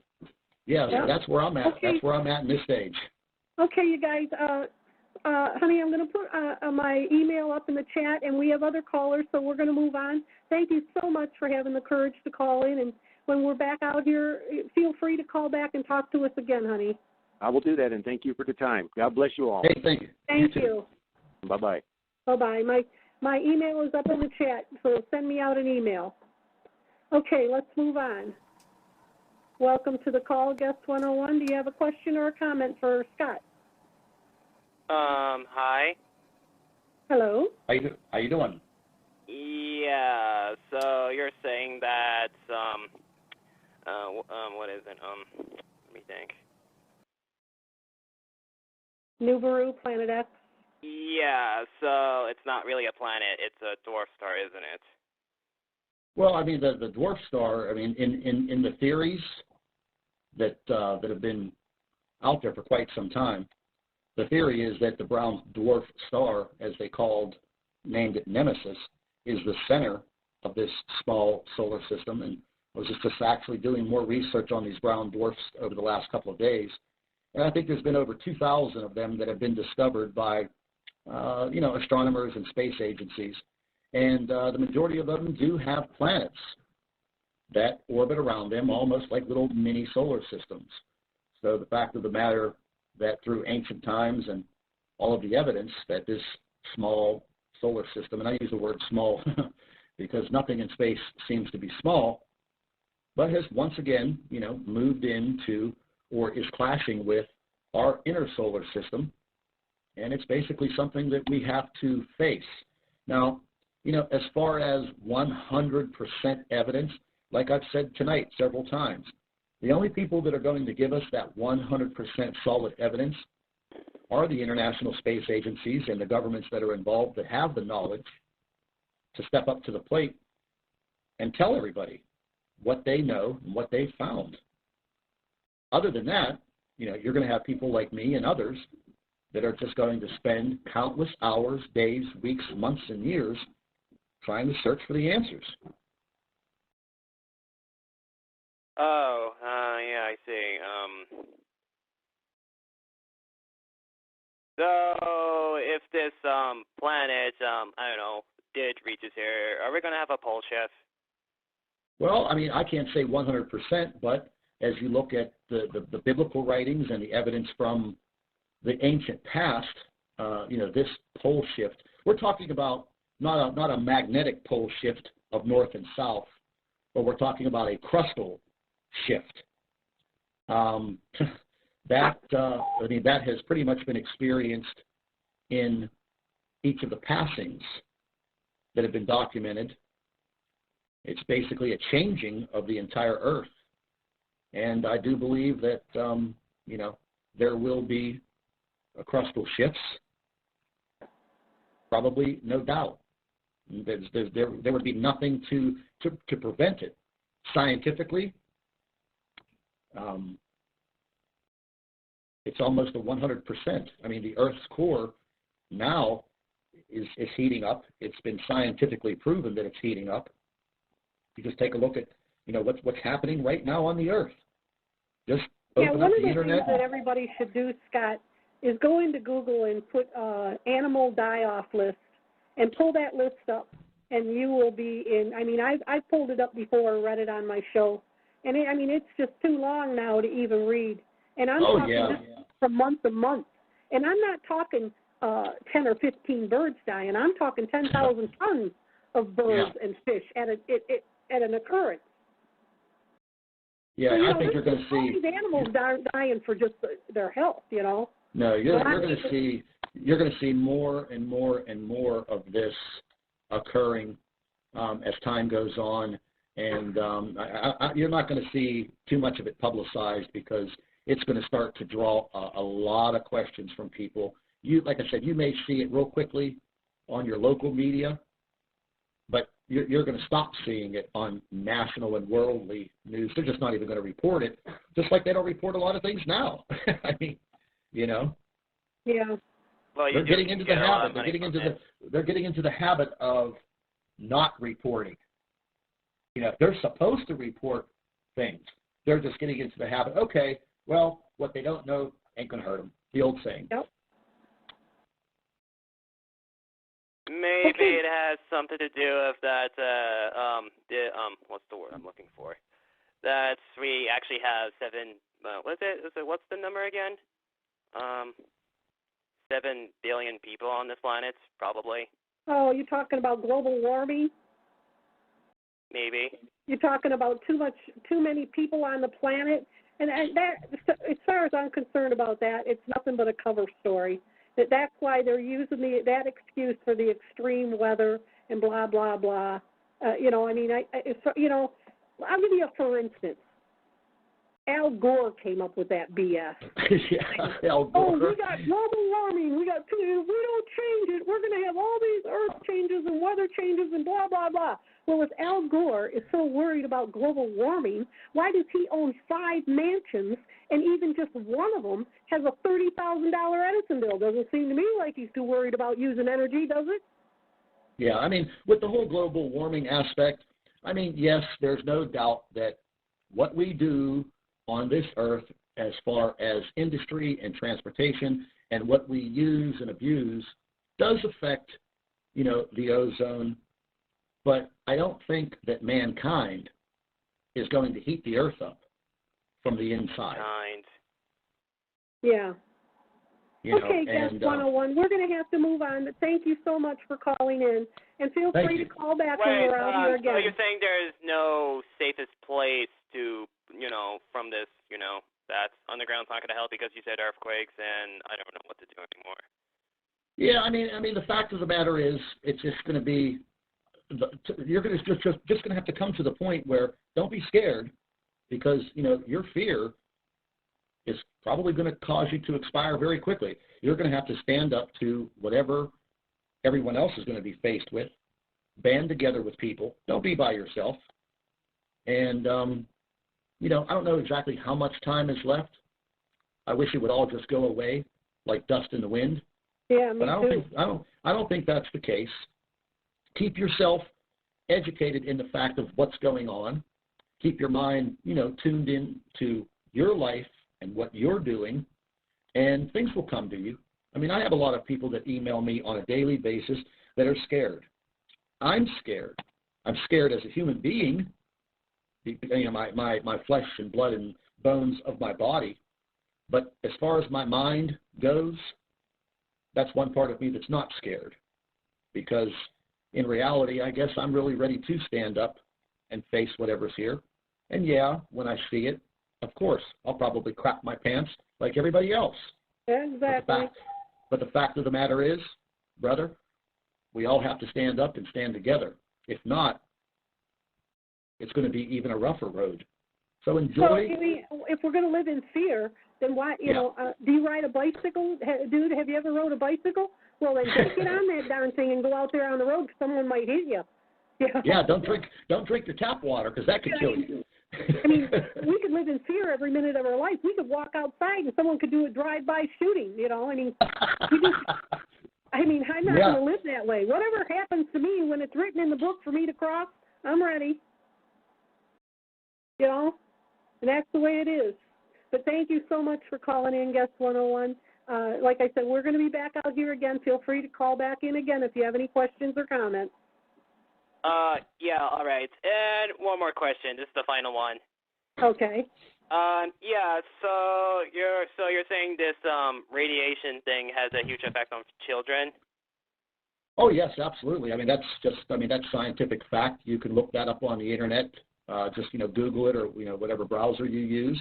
Start looking at some information on the effects of radiation to children, young adults, you know, things of that nature. What age of children? Oh, we're talking from infant all the way to, you know, through your teenage years. Like I said, at the point when your body actually stops growing, what is that, 19, 20, 21. I mean, every single person's a little different. But yes, it has a very, very bad effect on children and very young people. So if a person stops growing, that's not going to be a big issue, right? If they stop growing, well, I mean, everybody's going to be affected. Anybody can be affected by radiation. Every single person would be affected in a different way. What I was referring to with children and the reports that I read is what happens to their DNA. Their strands of DNA are literally broken, like broken in half physically. So therefore, the long-term effects for a child, as that child grows, the long-term effects are worse than what they would be for someone, say, in their 50s or 40s or 30s. You understand what I'm saying? So for a child... it's not really going to... Oh, I see. Yes, it's going to affect them in the long term very, very drastically. Oh. You know, there's a lot of information out there pertaining to this, and it was very sad to read, but, you know, I mean, I have to do as much research and find these things out. And, you know, when I read that, it was kind of sad. You know, that... Is it life-threatening? Oh, any kind of radiation exposure could be life-threatening, whether you're getting it from cosmic radiation or radiation from a nuclear power plant or, you know, or anything like that. But if you just look up on the Google radiation today, and like I said, there's that website that details radiation listings all across the globe, and it updates itself. And you can check it out. You can pinpoint where you live, and you can monitor radiation levels right where you live. As a matter of fact, they even make a new wrist. They even make a new wristwatch that has a radiation level detector in it. Yeah. Okay. Thank you, Guest 101. We're going to move on because it's getting almost time to wrap up. We got a few more people that are waiting. Central Texas, did you have a question or a comment for Scott?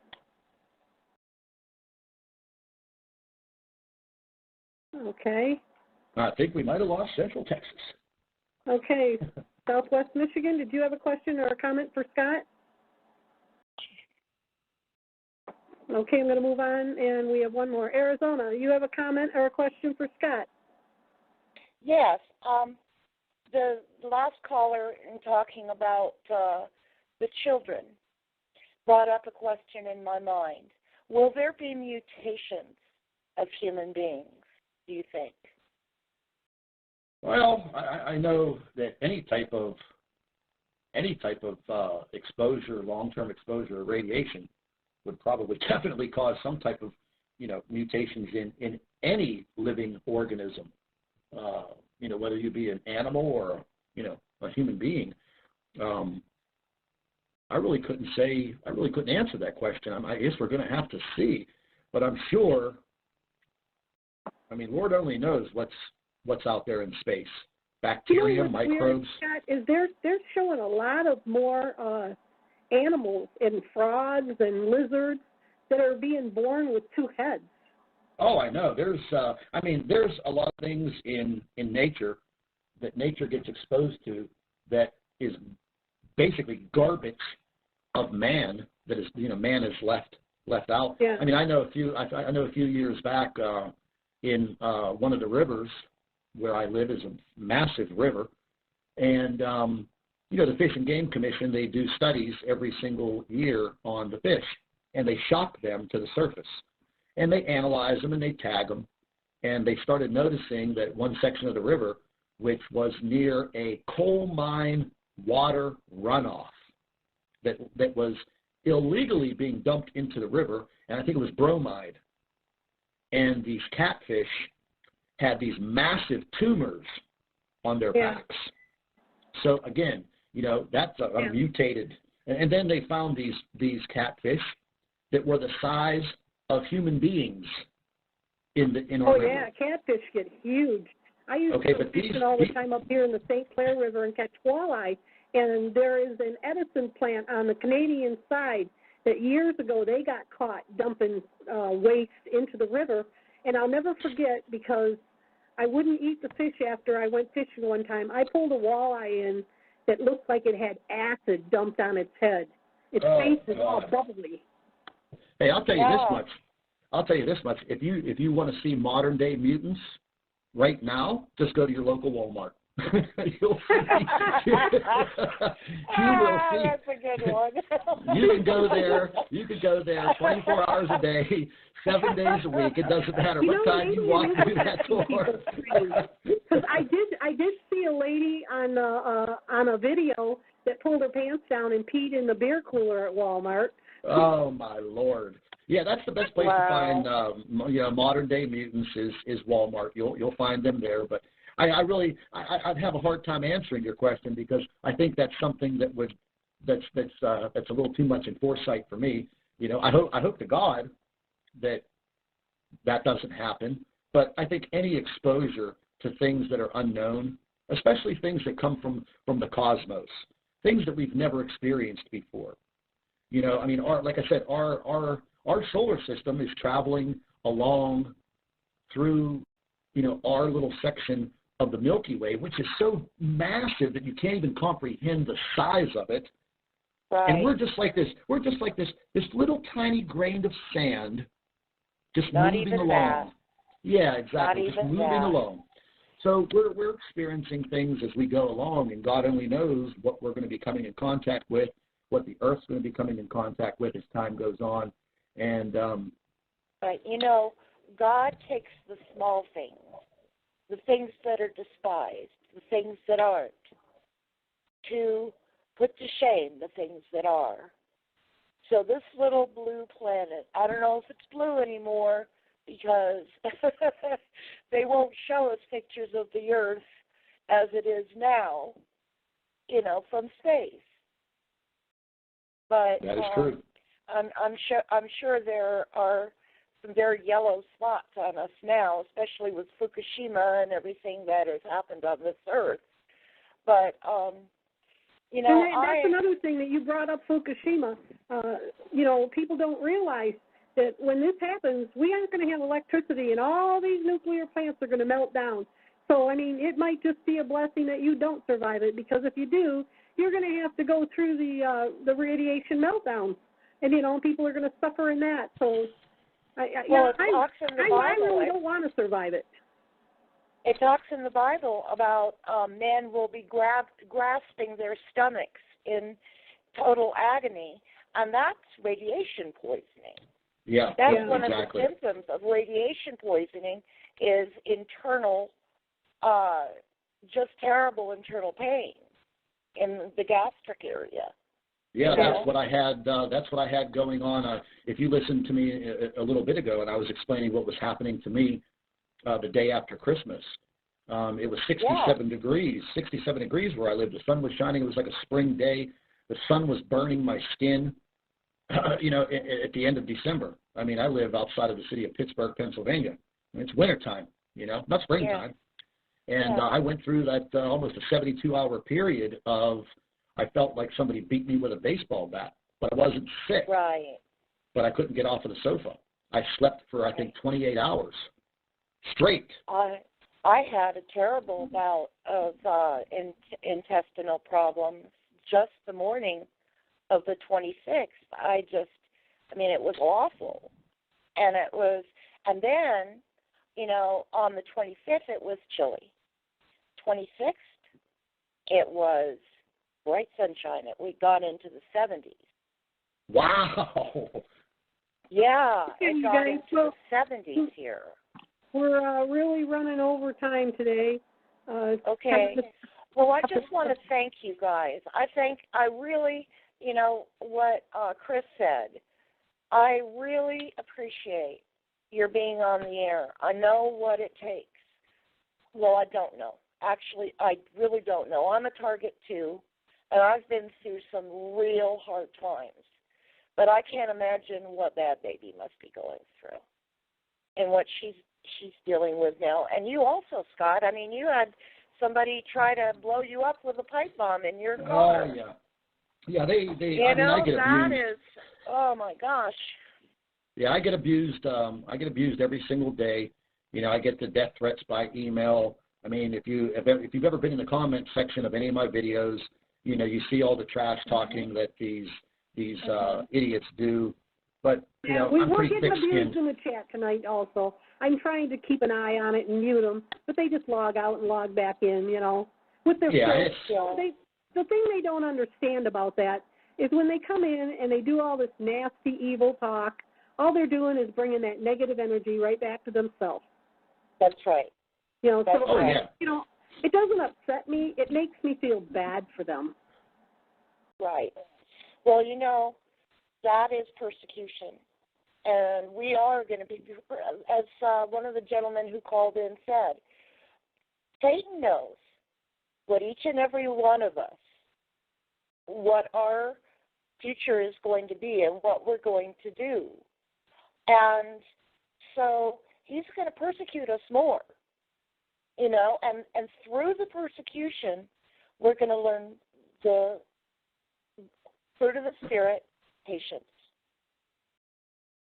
And that is so important. And long-suffering and humility and faith, faithfulness, and eventually love. And we can even love them. Even though they're evil and they're doing all these evil things, you know, we can have compassion for them because we know what their end will be. No, and they're going to come up short. It's not going to be anything nice. They're going to come up short. Yeah, okay, Arizona, thank you so much for joining us. We appreciate you calling in.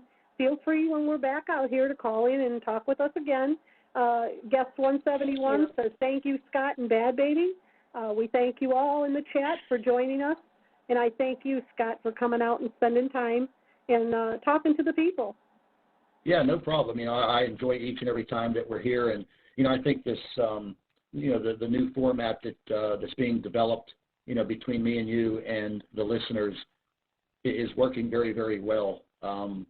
It's allowing others to create and have that voice to get some things off their chest, to get some questions answered if possible, but just knowing that you have a voice and that you have people out there that will listen to you. The thing is, Scott, people want to be able to be comforted and get some answers to what they are afraid of.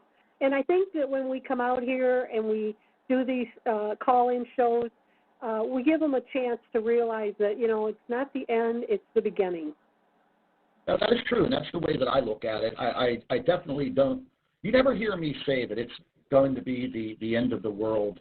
I mean, that's just I mean, there are some people out there that do say that type of thing, but, I mean, I don't think it will be the end of the world. Hey, it might be the end of my human life, but it's not going to be the end of my world. Well, I've done a lot of shows about near-death experiences, and people say that it's just like taking your clothes off and stepping out of your body. So, you know, I mean, I don't think it's anything to worry about as long as you know where you're going. And that's what I would say is, like this Arizona said, get your spiritual life in order. And if you don't have a belief, then maybe you should try to find a belief.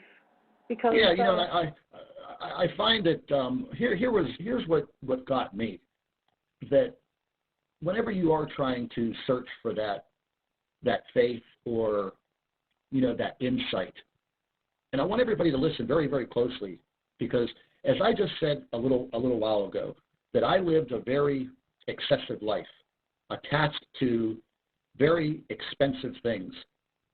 Whenever you're able to let go of materialistic things, then your insight becomes much more clear. So do you understand what I'm saying? So if you throw away, you get so attached to material life that you just lose all perception of the real deal. So once you forget about, oh, I'm going to miss my fancy car, I'm going to miss my family members, I'm going to miss my house, my money, my this, my that. When you forget about all of that, because it's irrelevant, it's just completely irrelevant. If there's an EMP, Scott, how are you going to get your money out of the bank? Your money ain't going to make any difference anyways. Exactly, but what I'm saying is that's where people kind of, if you could, excuse me, if you could make that distinction and get rid of the attachment to material life, then you don't have to worry about what happens to your human body. Exactly. Because you can't kill your soul. You cannot kill your aura and your spirit. That will live forever, because you know why? It's energy that God created, and that's all that we are. We're little balls of energy in an energetic galaxy and universe and in his house. And that's what we are. You know, if you want to take a paranormal stance to it, I mean, I've been investigating paranormal activity for more than 25 years. I have my own paranormal group. And that is what they are, little balls of energy. That's what you will go back to, you know, your little energetic state. So once you lose the materialistic crap and you understand that that's what you really are, that's what you really are. You're that little ball of energy in a vast ocean of even more energy. So there is nothing to fear. I don't care if that planet drops on top of the Earth. It would be scary, but your human brain is what would be scared, not your spiritual side, not your energy's not going to be scared, because you can't destroy energy. Ask any scientist, ask any physicist, ask any astrophysicist. You cannot destroy energy. It makes up everything. It's just a fact. Yeah. All right. Well, you have a safe and happy New Year's, and we will be back out here in a few weeks, folks, and Scott will post it up on his site, and I will post it up on mine, and, we'll book another show, and we'll do another call-in, because I think that it's good for us, and it's also good for you. Yep, absolutely. Sounds good to me, and you have a very happy New Year, and I'll be speaking to you soon, and everybody else have a happy New Year, and God bless. God bless you, too. Talk shoes. Recorded live. Good evening, ladies and gentlemen, and welcome to Fight for Our Freedom Radio. And tonight we have Scott C1 from the NIBIRU channel with us, and I'm not sure if Steve is going to be joining us or not. I haven't received confirmation. I hope he does call in, though. And we are going to be talking about the latest updates with what's happening to our planet, and also we're going to be taking calls. So before we get started, let's start out with my opening bumper song.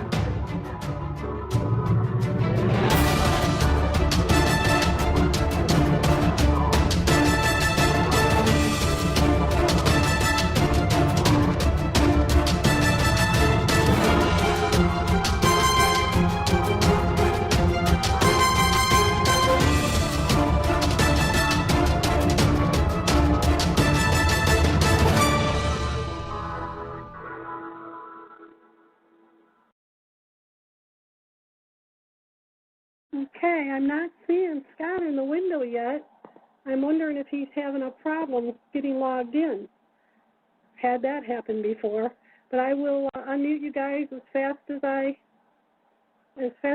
can here, and if I don't get to you, just hang in there for a minute. If I have to, I'll have to go and call Scott and find out what the heck's going on. So hold on, let me go over and check on Facebook. And for those that want to ask questions tonight, you're going to have to call in 1-724-444-7444 and enter the code 43503. And when you get on the phone, you're going to have to push *8 to raise your hand. And you will be muted until we get to your number.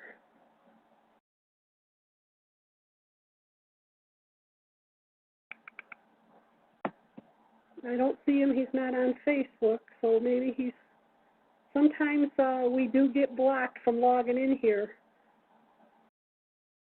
So anyways, we're going to talk a little bit tonight about the radiation level and how high it has been. I was looking at some of the data on the computer, and I don't know if you guys are experiencing this or not, but a lot of people are complaining about headaches and joint pain. And Scott did a video about this, talking about how the radiation levels are so high that it's affecting everybody's health. So I still don't see him in the room yet. I don't know what's going on. Well, let's give him a couple minutes.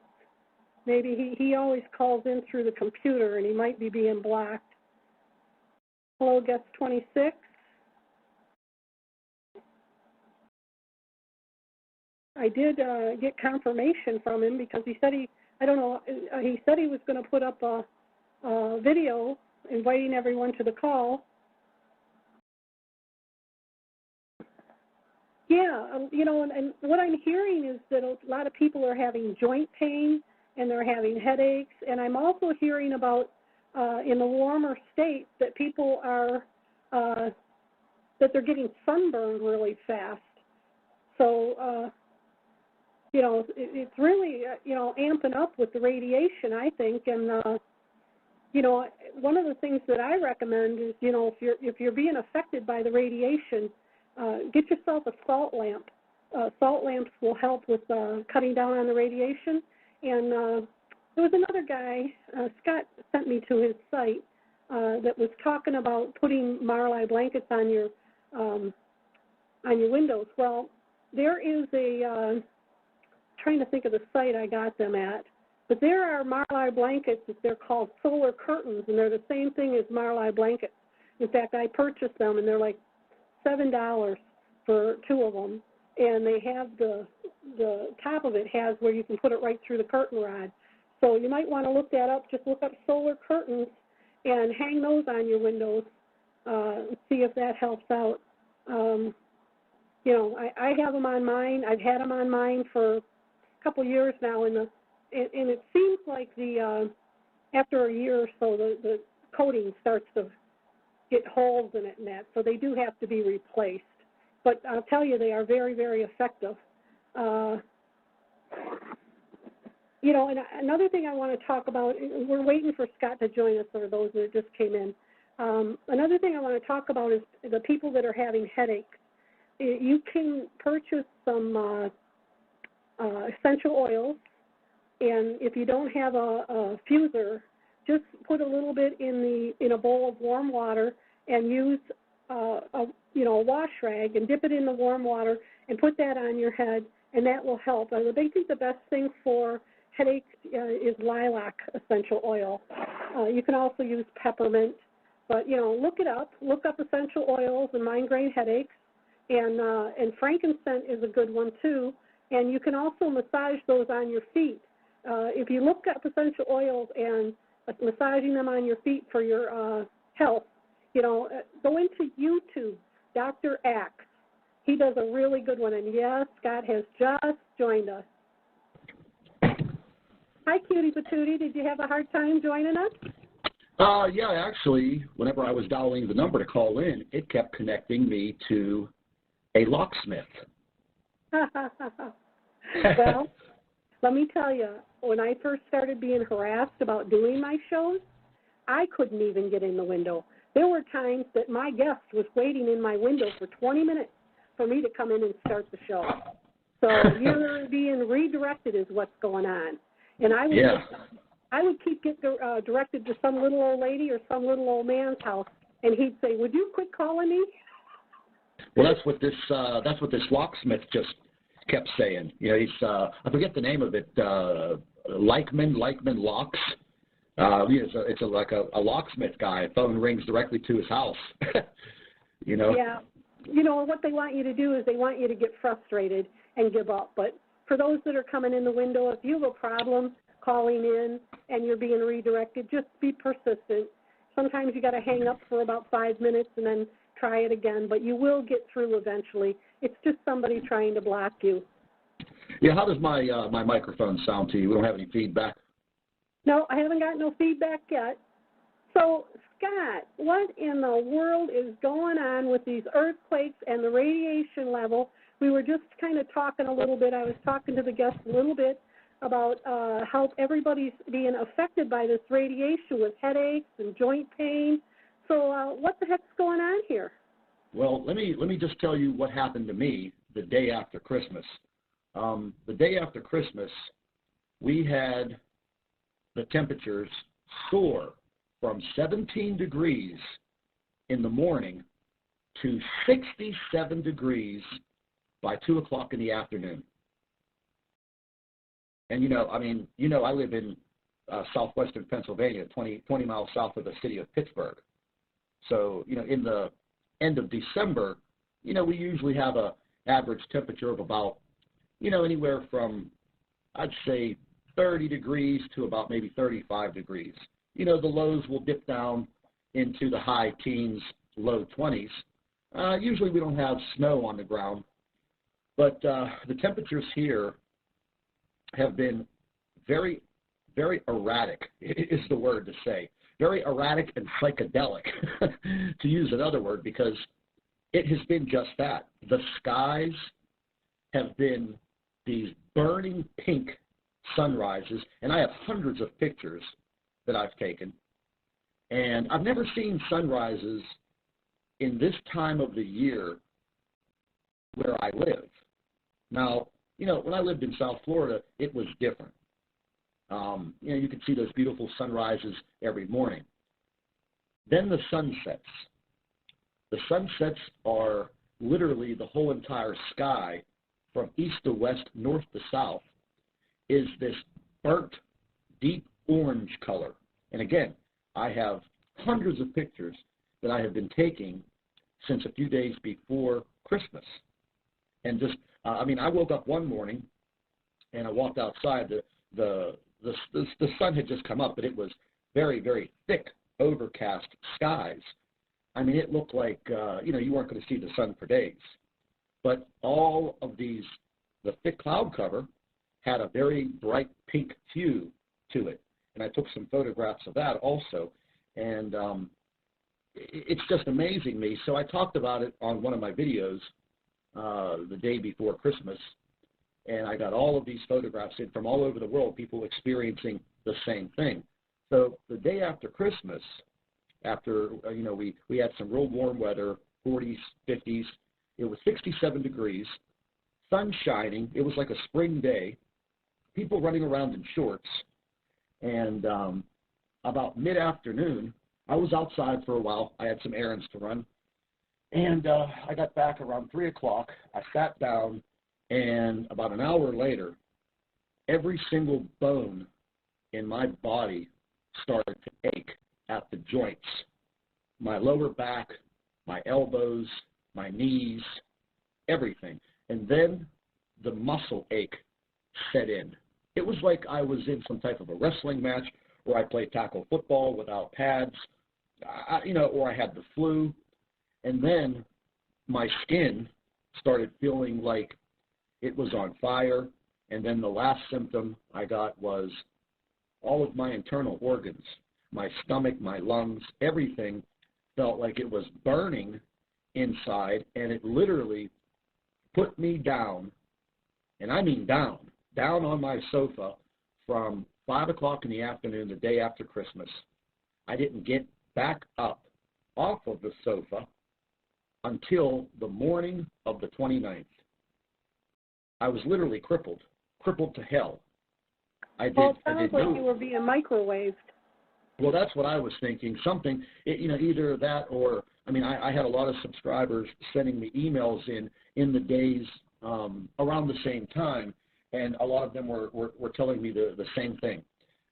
They were all thinking that it was this flu symptom, but you recover from it within 48 hours.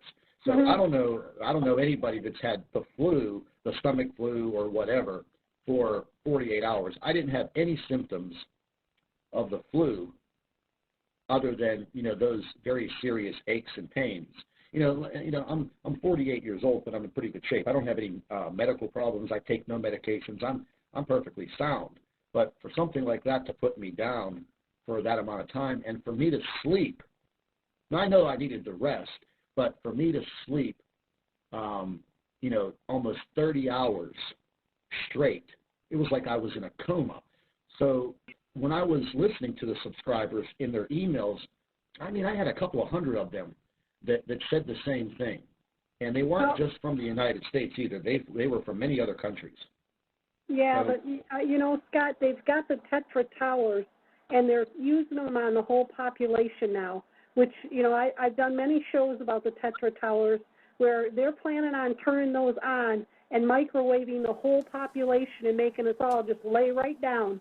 And, from being a target and being microwaved, that's what you're describing to me, is that you're being microwaved. And due to the fact of what you're talking about and what they've tried to do to you, they probably are microwaving you. What I would do if I was you is whatever houses are around you, watch to see if they never leave the house, and also if they keep all of their porch lights on and their garage lights. That means they're on duty. That's probably where. And if you also see somebody cutting down all the trees and the foliage in line with your place, that's where it's coming from. Well, I remember you telling me that the last time, and where I live, nobody lives around me. Doesn't matter. They have a screen, Scott. I've seen it. They moved it when they were using it on me, and when they moved it at like 1 o'clock in the morning, and I just happened to be outside. It was a full moon that night, and I was filling my dog's water pans, and I saw him coming up the road in a pickup truck with a car in front of it and a car behind it, and they had their four-way flashes on, and I was like, what the heck are they doing? And when they got to my driveway, they slowed up and looked in my yard to see if I was out there. Well, I stepped behind the tree, and when they went past me, this thing that was on this truck looked like a giant iPad, and it was hanging off the back of this truck about 6 feet, and it was probably about 8 feet wide. And so I called Independence, and I asked them, I said, what in the heck was that? He said, that's a military high-power microwave screen, and they can microwave you from 3 football fields away with that thing. My God. Well, what I meant to say is where I live, as far as seeing anybody's porch lights on, there's nobody that lives around me. I live on a high-crested hill, and it's kind of like a horseshoe shape. I have a very long driveway, which you have to come up way up off the main road, and I could literally see 360 degrees all the way around, and I am covered by thick, very, very high trees. It will go through the trees. I know. I understand that. I'm just saying, the whole looking at my neighbor's porch lights. I don't have any neighbors where I live. Even when you're coming to your place, what you'll notice is that the house that's involved always got their light on all day long. That's the person who's on duty, who's paid to watch you. Well, so sure they are. Someone who's always got their garage or porch light on 24/7, then there's your perpetrator, and that probably might be where it's coming from. Now, I can tell you other things that we don't want to talk about targeting right now. We want to talk about, but I do believe that, some of the stuff that people are saying they're experiencing with their health, I've been hearing a lot of migraine. I do believe that, a lot of this is the radiation that's coming from our solar system, too. Yeah, there's no doubt. I started looking into that after I read those emails because my skin was very sensitive to the touch, where to the point where it was hard for me to wear a thin T-shirt. And I went to leave the house, and I just threw a baseball cap on. And when I put the baseball cap on, I noticed that the skin on my head, my skull,